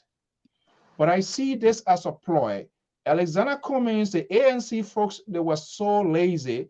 They did not see this coming. Subliminal messages were used. They used visuals. There was a name callings in this whole thing. And they sat down there, went to bed, and they just thought it was all over. Now he's been in trouble. This is a very, very serious thing, because his political career is on the line. Even though he admitted here that if he doesn't win the next election, that's going to be the ends of the higher office bait of the land. But this is not how he wants to end it. This is so these people are going to everything going to be done politically to derail him, to make sure that he goes down the drain, because they did not do their due diligence. He knows what. Costa, when he was chairman, Costa pushed for how do you call it? What their own group name? COP. COP, another disorganized and disgruntled group. But you see, all of these things here is us as Liberians, because they give cause, they give rise to a lot of nonsense. And when it goes up, then everybody back up. And now I've seen that most of them crying on the wall now. Oh, we were defending the one, we were doing this, we were doing that. Yes, you knew all of this here. You were getting into arrangement. You were involved into awkward stuff. You did not put the country first. You see individual as your Messiah, as your savior. Now things are falling apart. The Falcons can no longer hear the Falconers. Every monkey, they call the cat eating your own baby now, and people are crying. So, bottom line here, this whole thing here, it was glaring from day one. There's some sort of resentment. There's some sort of bitterness from the UP, the Unity Party, to that of towards the ANC. There are some folks still strongly believes it is coming that caused Joseph Boyka's election. I mean, there are people, that political dent is still there. Now, I'm surprised for he coming to use this war, look at their past in that interview. What is the past? We need to know that past. When they get to know the past of these people, is it a good past? Is it a bad past? And if it's a bad past, why you decide to even align with bad people, knowing these people, they are bad people, and indeed, they are bad people. All of these people hang with CDC yesterday. All of these people are Lambacks, what his name said, Joseph Boyka is a dead man. They're coming back now. Lazarus has been resurrected from the grave, trying to reconstruct him, trying to restructure him, and present them to the Liberian people. See how dishonest and lazy. These people are not advocates. They are just all about themselves. They are creating chaotic situation in our country, but unfortunately, the electors, they buy into it. And so it is a challenge that we are facing. Go ahead, Emon George, we'll soon be wrapping up. Yeah, Mr. So, what all you are just laid is complete true. Look, from day one, when we heard about this collaboration, someone said there was a wrong direction. But as a citizen and individual, sometimes you speak, people say you don't know what you're talking about. Because the player involved in this thing here, just if you look at them, you might be honest. But like I told other person, the thing is something different about you. Why you say, oh, I'm seeing all the guys were all on the same team, we play the game fairly. But the guy different thing, when you turn your body brain different, and this is exactly what Comic got himself caught up in. He came to this thing that, hey, let level the playing field. Everybody will run, you get to the car, you move on. And other people say, hey, you know, got something on our jacket, we gotta be careful. Because the guy ain't got nothing on his jacket, but we got something. So what we'll do, we'll tie it up, and at the end of the day, we'll screw him up. This is a typical Liberian politics, just dirty. And people let us say, I support. Look, my point is, what I support is not, I'll call you true. Mr. So will follow this thing. Benina, you read from the onset that this guy was a different guy. What he been? That for me, I say, hey, this is trouble. Because how can we come together? Then you ask me what I have been, what I have been all the time. Then Mr. Costa said that he wanted to expel coming from the CPP.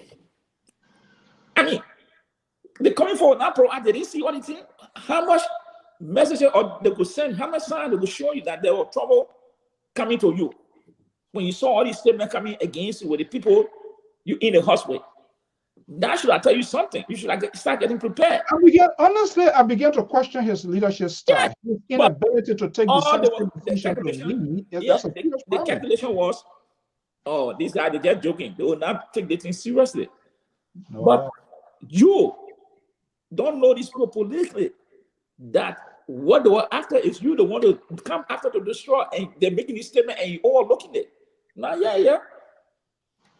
But look at the worst thing I was telling someone today. I said, the press need to go to Joseph Boakai, Yomli Kanga, Darosere, and ask them, where's the position today on this issue? And why were you asked that set of questions? Oh, Mr. So, they are not. When the whole thing started, our people, Liberian people, they don't love the truth. And when we started the whole thing here, and later on, George Lobo came in there, I said, Darrell Dillon, they are very dishonest people. Yes. Very dishonest. He came back, the very man he knew he's telling that he's criminal today, the man helped to finance his campaign. But Some sort of false who out there, and his balloon was $3.50. Nonsense. And people, his supporters, stood to the belly and defended and say yes. Yes. Even though he making at least, come on. This is just, and yet we try. Do you think that good governor, you think that Jesus Christ is going to come and all of these people, they are dishonest, they are not serious, they lie, they follow deceit, is all about themselves. All day he do party, everybody think that he do party. Who cares? He tell myself, what I would do, I'll be throwing there because 9 years, nobody gonna put him down. He there for 9 years. Like people get short memory. Before that, after 5 years, that different thing will come, and that's they will say he the weapon of time. But the question that I want to put to Mr. We gotta go with the prosecution. I'm telling you, the prosecution put Mo Ali, Joe Bwaka, Yomi Kaga on the stand. The prosecutor bring them to testify because they were the people that allegedly handled those documents.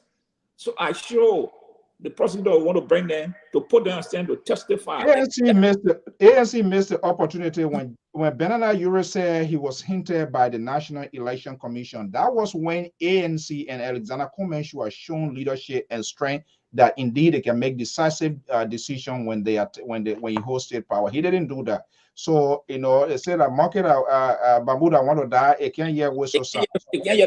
That what happened to them. Yeah. You knew these people here. Black hand does not leave the market. Can't leave the black hand behind. He saw his black hand. He decided to form coalition with them. Mr. Weir, go ahead before we wrap up for this evening. Like you said, Honorable Mr. Cummings' character was malign. I feel bad. Are you getting me? Yeah, loud and clear. Go ahead. Okay. There was assassination on his character. There was a complete defamation on his character. When the news came blew out of the price that he, single-handedly make some changes in the clauses of the framework document that brought them together. So he had that right under the law to have taken them to the court of competent jurisdiction in order for them to prove how and when and where did he stole those documents that were being tampered with. But sad to say, he sat relaxedly, he did nothing about that. Now we see him, he's trying to blame the government. That's why I have said and continue to say to most of my colleagues who and I sometimes discuss on this issue that this issue is a delicate matter. We have to be very careful. This issue is like a father or a parent having their son or daughter who leaves his house, goes out there, plays, and then a complaint comes to the parent or to the parents that, oh, your child stole our money. The position of that parent is to make sure, ask their child whether it is true that they did what they've been accused about. So in short, because when we sit as some of those who are supporting Honorable Kumis, and some people who also believe that he is a very clean guy, when we sit on national radio and international radios and say he did nothing, I believe we might likely find ourselves in a wrongful path. Because if I did not steal something and then someone accused me, it is my right. If I want to protect my character, it is my right to take that person to court to prove whether what they are saying is true.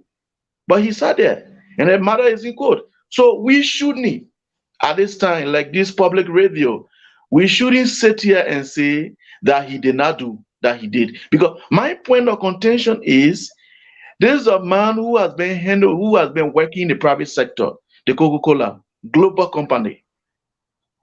They deal with documents. Right. You cannot go in a meeting. You say you have meeting at Liberty Party's headquarters, and you guys have lawyers that went into these places. Where are the meetings of those meetings? Yeah, where are the meetings?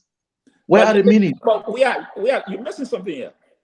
If you listen to the interview, the meeting they had, the lawyer went to the generally asked a question.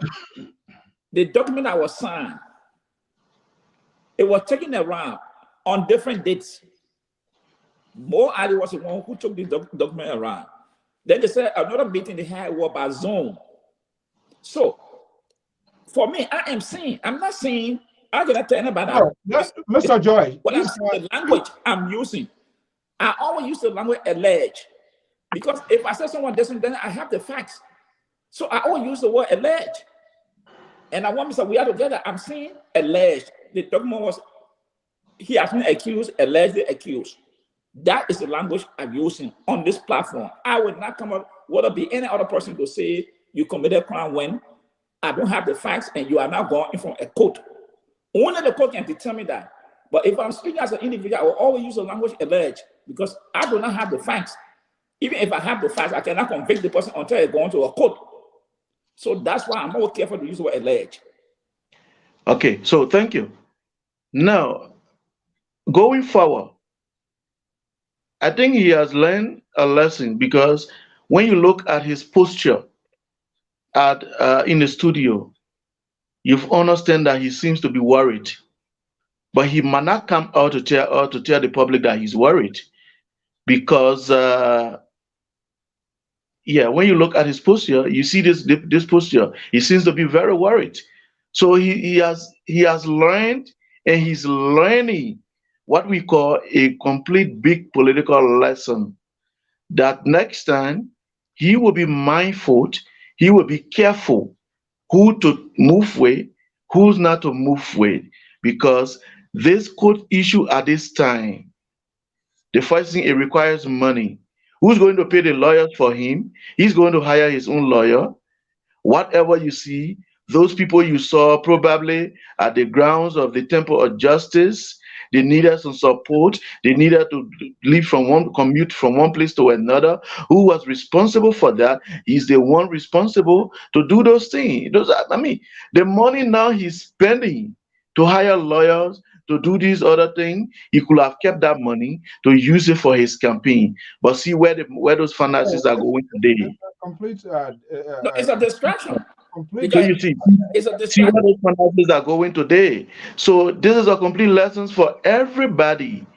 Whenever you are into an arrangement and you feel not protected, it is your right to see your exit, because your stream will not bury to that. Because you cannot be with a friend and then that friend is not seeking your interest and you are there seeking your interest. Along the line from the beginning, I know very well that Mr. Kumi spent some money for the CPP, because Unity Party never paid they have their monthly due commitment. He showed up the finances of all of those people. Some of them never even pay. Okay, well, who get it and bring it? But I mean, right now, when they say we really starve on the back, that one in the chest, not even back. And I don't know whether he's gonna even recover. Can you come out of there and say you still gonna have a collaboration? Oh hell no, that's not gonna work. So what's the point? Mr. So I was telling someone this thing going beyond. Right. This here, there's a bigger part of this whole thing here. These people went to NEC, there's a document acknowledging their one group of people. So this whole thing here, they're not only the baby will cry, the mother too will not sleep because time will come. That that water will finish from inside. You will not even find bottle to put milk in that to give it to the child. Gentlemen, that's how we're going to leave it. We're waiting to see, but I think he needs to be quiet at this point in time. If he has good advisors, he needs to be quiet at this point in time. He should not overlook this thing here, because these supporters, the people that call their supporters, the people are hungry. It's natural. It's just like you hear when somebody dies from you, instead of them coming to you, they come and ask you and they tell you to bring things impossible that you can't even do. That's the thing. And you can't blame those people. When they leave from one party, one battleground, they go to another battleground. They leave from one battleground, they go to another battleground. This is how these politicians behave. If they can see their way in ANC today, what we didn't see happening. Liberty Party was virtually empty. They all decided they left their party because they do not want to have an institution. They do not want to have a structure in place. Wherever the gravy, wherever the breeze is blowing, that's where these people can go. All the Unity Party ran to CDC. All the Unity Party people ran to CDC for job. When NDPR was the order of the day, oh yeah, everybody can say, Mr. President, Mr. People, your president, Mr. People, your president. Yeah, that's the same thing. What on Wednesday at 12 Eastern Standard Time, right here on Lpr-Tv, that will be the 12th. I will be playing host to the Secretary General of the Liberty Party, Wadi Power is the treasurer, not Secretary General, is the treasurer of the Liberty Party. Liberia, she's going to be my guest right here on the Liberia Public Radio this Wednesday at 12 p.m. Eastern Standard Time. And we're going to have a really in-depth, the self-destructions of this, how it started, why nobody makes sense of it to put it to a stop. They get a saying that's saying when the older people under the palm one tree, they make peace. But this time here, all the old folks, all the gray hair people are there, and people are using guns and bazooka to slaughter one another. The old folks, they're in the garage. Yeah, in it. Well, so quickly here, what are we going to see in the coming week again? Because every time there's some sort of drama going to be unfolding. Well, Mr. So this whole thing. Yeah, this is what happened. In fact, quickly here, we're out of time here. I got a call early this morning. Oh, yeah, Air France. It's even on front page. And a friend, one of the community leaders based in Philadelphia, called, and it was a complete drama. We'll try to follow through to get a complete insight for ourselves, first-hand information that has not materialized, but we hope and pray whatever it was a technical problem. But I was also hearing it has to do with other people are having issue with the COVID thing too as well, whereas this thing fuse system was there, other people are talking about COVID testing. It's just crazy. You got to go there almost two, or you go there in the money. And this guy called me. I didn't even know he was in Liberia. So I just thought like it was messenger. I thought he was like an error. Sometimes you can just hit somebody number. So I really didn't play my. But when I called, he said, "Oh my man, this is what going on in Liberia." I said, "Oh, you in Liberia?" He said, "Yeah, this is whatever." All right. 30 seconds. What's your closing remark? Pastor George. Well, I just want to say, Mr. So, that to the coming folks, they should not overlook this case. It is serious, and they should take it seriously. They should not take it lightly.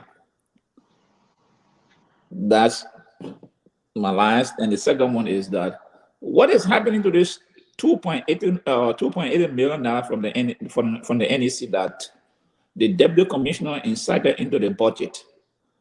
I don't know what the ACC is doing about this. The anti-corruption unit is doing about this. Alarm that the chairman, the embattled chairman, raised the other day. I'm not seeing the media really dive into that issue. What we'll do, we get a Benana Ure and Kuma and the CPP's saga now dominating to the news cycle. What's your last word? Yes, to the issue of that 2-point-something million, all the kind of stuff raised by the embattled chairperson of the National Election Commission. Those were just,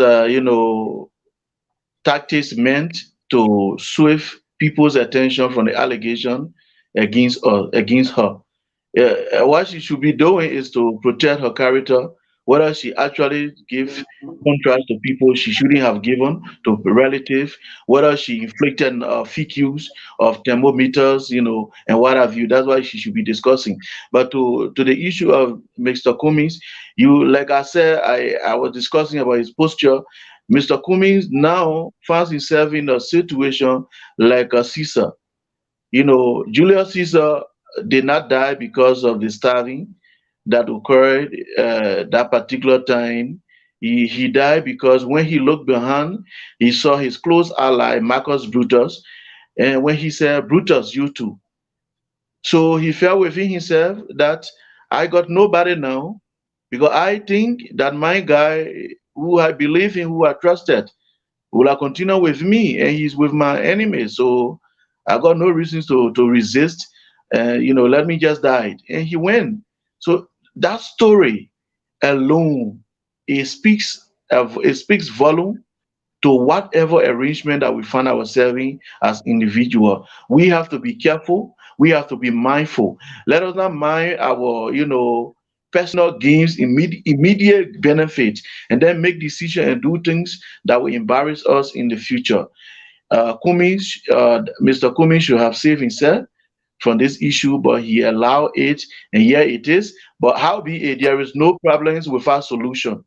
There is a solution to this problem, and the solution is let him get good lawyers, let him stay away from the media, though the media will always call him, but that's not a reason, enough reason to continue to engage the media. He has other militants from the parties that can also do that, do what he's doing, give them the information, let them go and propagate the information.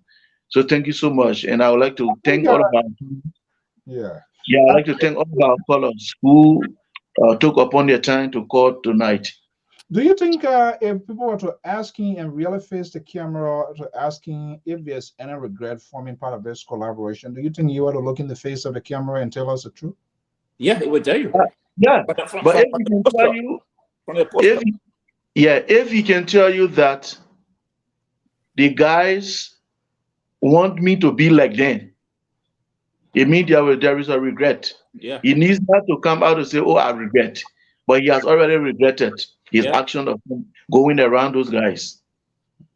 You're afraid of cassava snake, and then you go sit down on the how you call it, black snake or boa constrictor. That's what happened to him now because Yeah, there's a sort of fear factor. If I don't form part of this collaboration, I will be perceived as X, Y, Z, not somebody yeah, that's willing to take on George. We will be selfish.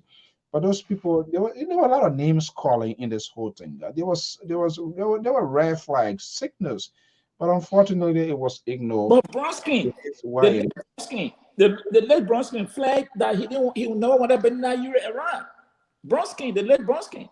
They say he flagged it that he didn't want Ben Laden to be part of collaboration. Why Boyka brought in Banana Europe first of all? But you know, ask Mr. because Weir. Ask Mr. Weir who we are. because because Baka just came from an election, because we all know the story of Baka that for him he lives on loan. Yeah. So support was not there, so he needed someone that will also back him financially Yes. as well. And Ure was the guy who could also do so, who was like almost like a handbag to Mr. Bwaka, to To always Ambassador give Bwaka, as because a vice president. yeah, he was almost like a handbag to him. Everywhere that Bwaka went, you could see the two of them Yeah. going together. So he needed also a close ally that will also support him in whatever decision. Because even if the Bronsky would have been alive, Councilor Bronsky wouldn't even also agree to go second to anybody. No. There would have still been the And, issue of and who should be as standard bearer of the CPP. they did a wrong arrangement, which of course it wasn't going to work. They should have adopted the CDC, the NPP, and Prince Johnson. CDC made it crystal clear. We are taking the big jackpot, and then other Yeah. person with the number we give you the second, and they did that the arrangement, did a proportional, power sharing, all of that. That's what it was easy. Out of the four, only two walks out because these people are not going to get anything. Only there were two remaining. They were going in the closet. They were being extensive conversation with the boycott and coming folks directly. Put these people who don't have anything to do with it, put them aside, and perhaps they would have had a good political bargaining. But it didn't happen. It is where it is now. Gentlemen, I want to thank you so much as usual for being here. And by God's willing, tomorrow, same time, same station, we're going to be here. Hopefully, we're going to listen what Comey has to say. Will he still be facing the media? Will he still be talking? And if he does and continue to be talking, what is he doing? Is that a potential try to undercut the ongoing investigations. And we want to see if Serena Seafor is still going to be in the news cycle as well. He's another guy running ahead of his shadow. He's now literally finished cutting the case when the case has not even been properly investigated. I want to thank you so much for your time this evening, and have a pleasant night. From Kenya to Nairobi. It's interesting. The vice president is challenging the president in the presidential election in Kenya. He's challenging the long-term opposition leader who has contested for the fourth time for the presidency, and this is the fifth time now. This is the last time for Jomo. Yeah, Jomo. This is the last term. This is the second term, so he cannot go for another term. Oh, okay. Wow. Yeah, Uhuru Kenyatta. This is the second term. Okay. I mean, then the vice president got it wrong. Okay, well, guys, thank you so much. But the president is not in support of him. Is not in support of him. Rather, the president is supporting the opposition leader. Oh, so the guy is all those years, the guy that he had been bothering all those years. Yeah, the guy who To reward and him. this guy, the father of this guy was the guy who also was with the father of Uhuru Kenyatta. Yeah. Yeah, they fought the system, and then he his father too was the deputy president. But then, But ain't he the guy had that fight in the swamp area there before? yeah, Kibera, they had a very strong fight. Yeah. Well, that's what politics is all about interest. One who protects that's where you go. So you want to relearn his friend? All right. I say, oh man, no, that can't happen. Thank you so much. Yeah. Well, I want to see that fight between Joel Howard and President we are. Let end the show before the other one come back. Okay, gentlemen, I want to thank you so much for your time this evening. And to our valuable viewers, listeners, I want to thank you so much. Don't hesitate. You can give your feedback, your comments, your tweet. We'll go back there to see it. All we try to do is to discuss. Make sure that Liberia is a safer place for us, not just necessary to be conducive to this politician. Until then, by God's willing, same time, same station, I'm going to be back here. Let's play this president's song. I love the rhythm of this song here. President Josh we are Liberia love you. Oh, yeah. If you want to not see the market, you won't buy what you want. You do what you do, Jehovah Jawa Kayaba. Liberia people Kayaba. CDC Australia Kayaba.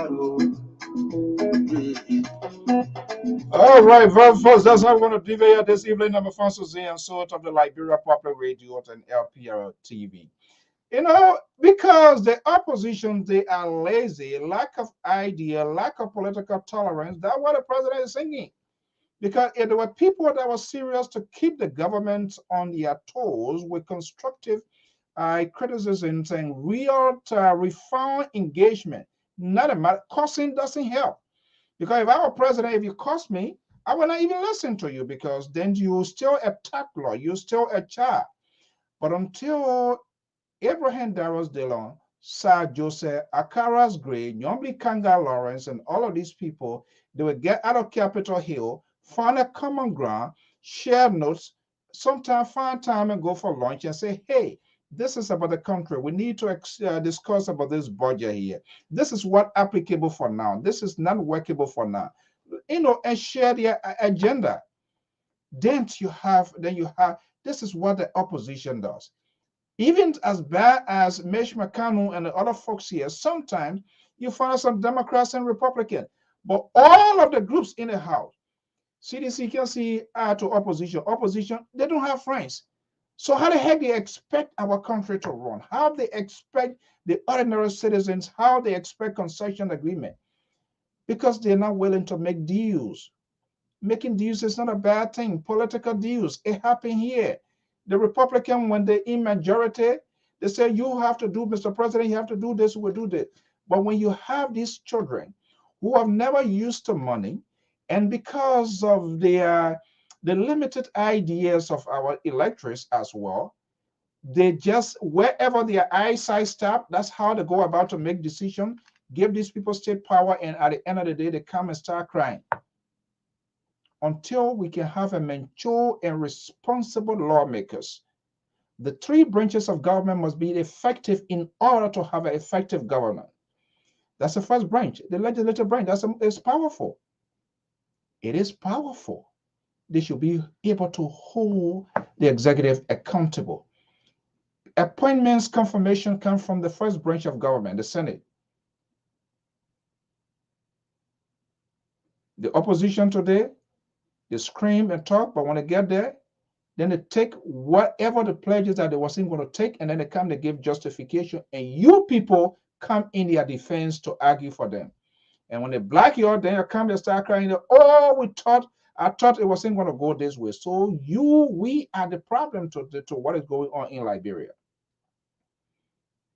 You're going to reward them comes 2023 again. Some of them going to go for 9 years, they're going to go for 6 years. By the time 2023 comes, whatever happening now is being there gone. And you expect magical or surgical operation to take place that we must have a perfect society. It doesn't work like that.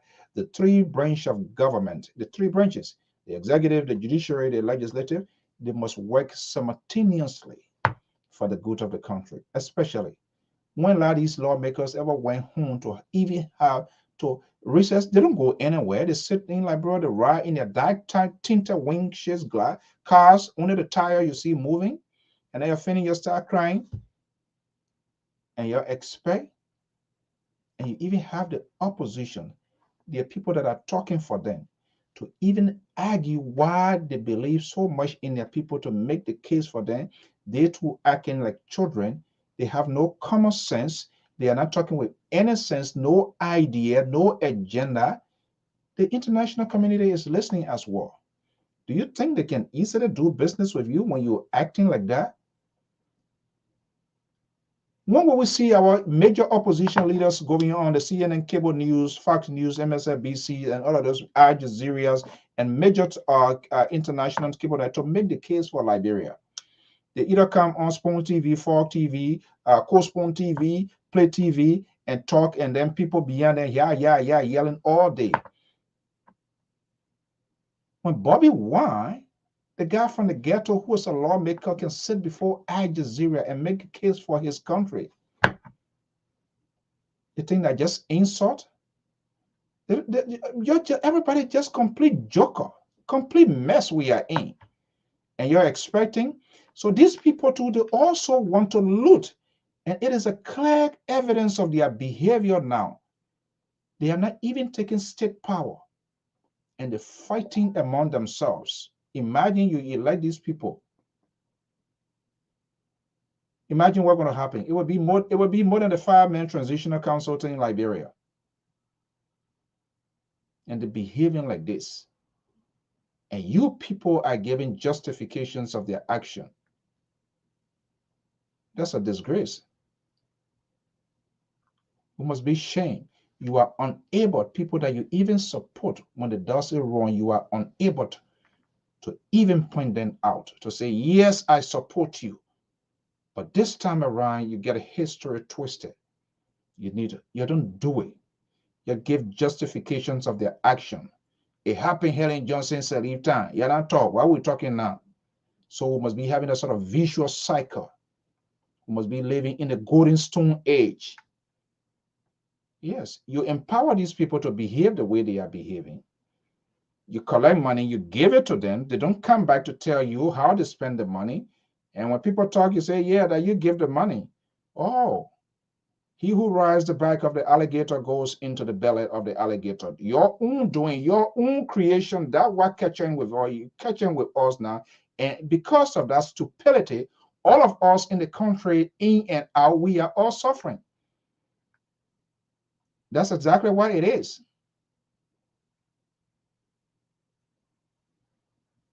If you sit down with the angel, if you sit down with the devil and plan, The devil said, I'm not going to trust you when the devil takes power.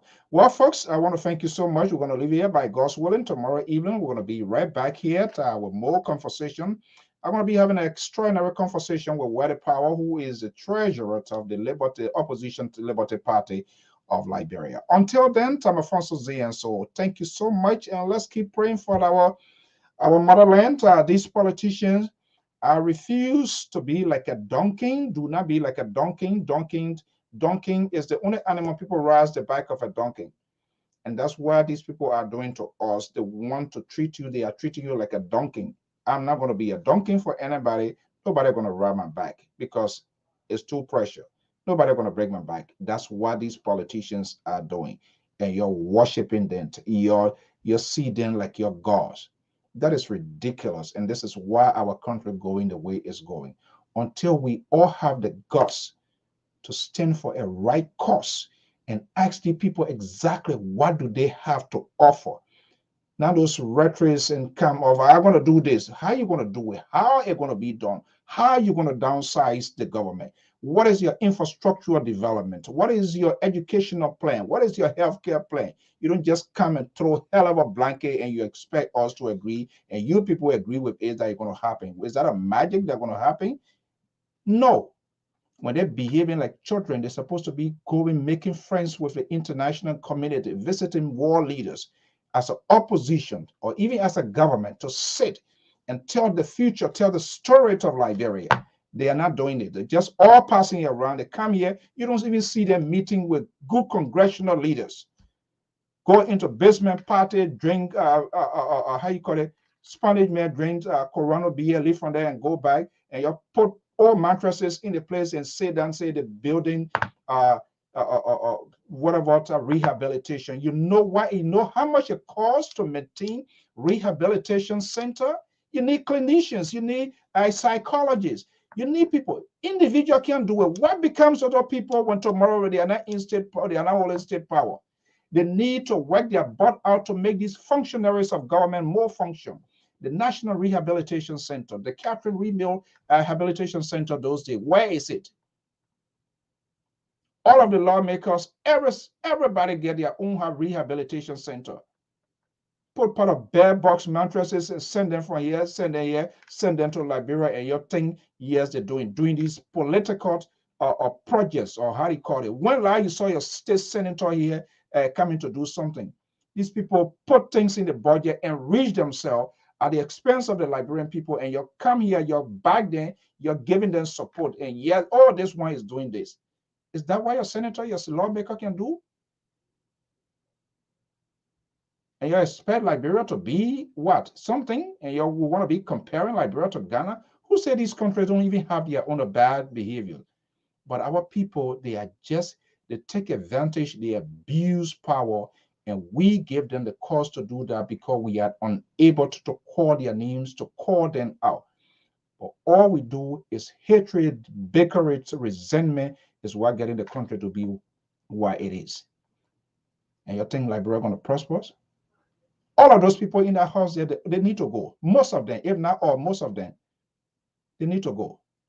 The people who can't even take a phone to call, what are your seditions, your Unity Party, Liberty Party person, that they can't even share their agenda to say, this is what I want to do. This is what we want to do, regardless of you being this way, being that way. Let us have this bipartisan, this is good for the country. They can't do it. They can't agree on anything. Causing fighting all day. The one that claiming on top of car, the other some kind of monkey, they all there. What kind of lawmaker are you going to have to behave like that? And you think some people are going to listen to them and say, oh yes, I'm going to carry some sort of a project. You think the people are stupid? They're seeing everything that is happening. They're not stupid. They're not going to invest their money into Fanti Net. Fanti Net doesn't hold water. When you put it in, the only thing it holds is whole fish. And people are tested, they need water to drink.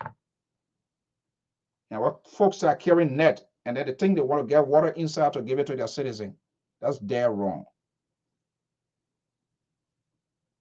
What's your problem? You're the citizen. We are the problem. We are the problem because we give justifications of the actions of these politicians. If you like somebody, you can honestly advise them. It doesn't have to be done in a rude manner. You can call them, you can email them, you can talk to them. They will disagree. But somebody who don't get a fish brain, they will say, oh, when they go to bed, they will give you a thought. Yes. But everything that yes, when you're even supposed to say no, when they count on to you to say no or to give a view, yeah, she is okay. And you want Liberia to be what? It doesn't matter whether George we are live or not. With these people that we sing, these people that I see, it would be terrible. It would be horrible because they are all greedy. Greedy. They all are cockroaches. They alone want to drink the oil, and to the extent they are going in the oil barrel. This is why we get it talking. We are talking so. They didn't even come to the oil. They just went in the sink and the oil pan are there, and they just do it that what get us to be where we are. It is ridiculous. And we give rise to this thing here. And you expect things to change. We here, we are corrupt. We are dishonest. By the time you and this is why we don't do anything. You and your friend get into a little thing here that you want to have 10 senses. You go into sleep to have drink, how to cook your friend because the person are better. La bro man say. These are the same things that people take to government and abuse government.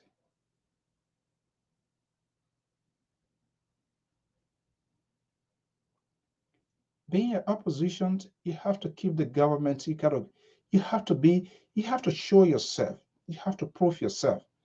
Yes, I'm placing on them because they are the one positioning themselves. They are already there. So the opposition needs to do more for us to see as an alternative. But this time around, what we're seeing unfolding, it is a disgrace. It is a disaster. It's a disappointment. We have seen a divided house. And people are now crying wolf. Have a pleasant evening. Whoa, whoa, whoa, whoa. Love is all we need to make it see. This is the time to come together. Keep Liberia safe forever. Open up your heart, let the unity begin.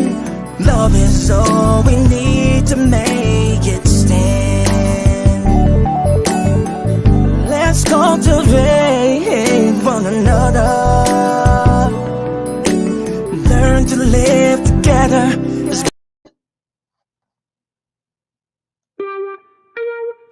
From the West African nation of Côte d'Ivoire, Liberia Public Radio and Television present Business Diary. This program focuses on the activities of business institutions and individuals in society. I'm Jeremiah Zawu Senior, CEO of All Nation Bank. It has been very good to have this business established here. We are 1 year since we opened here in Anono. There have been few challenges here that have faced in this country, and that is all about the language.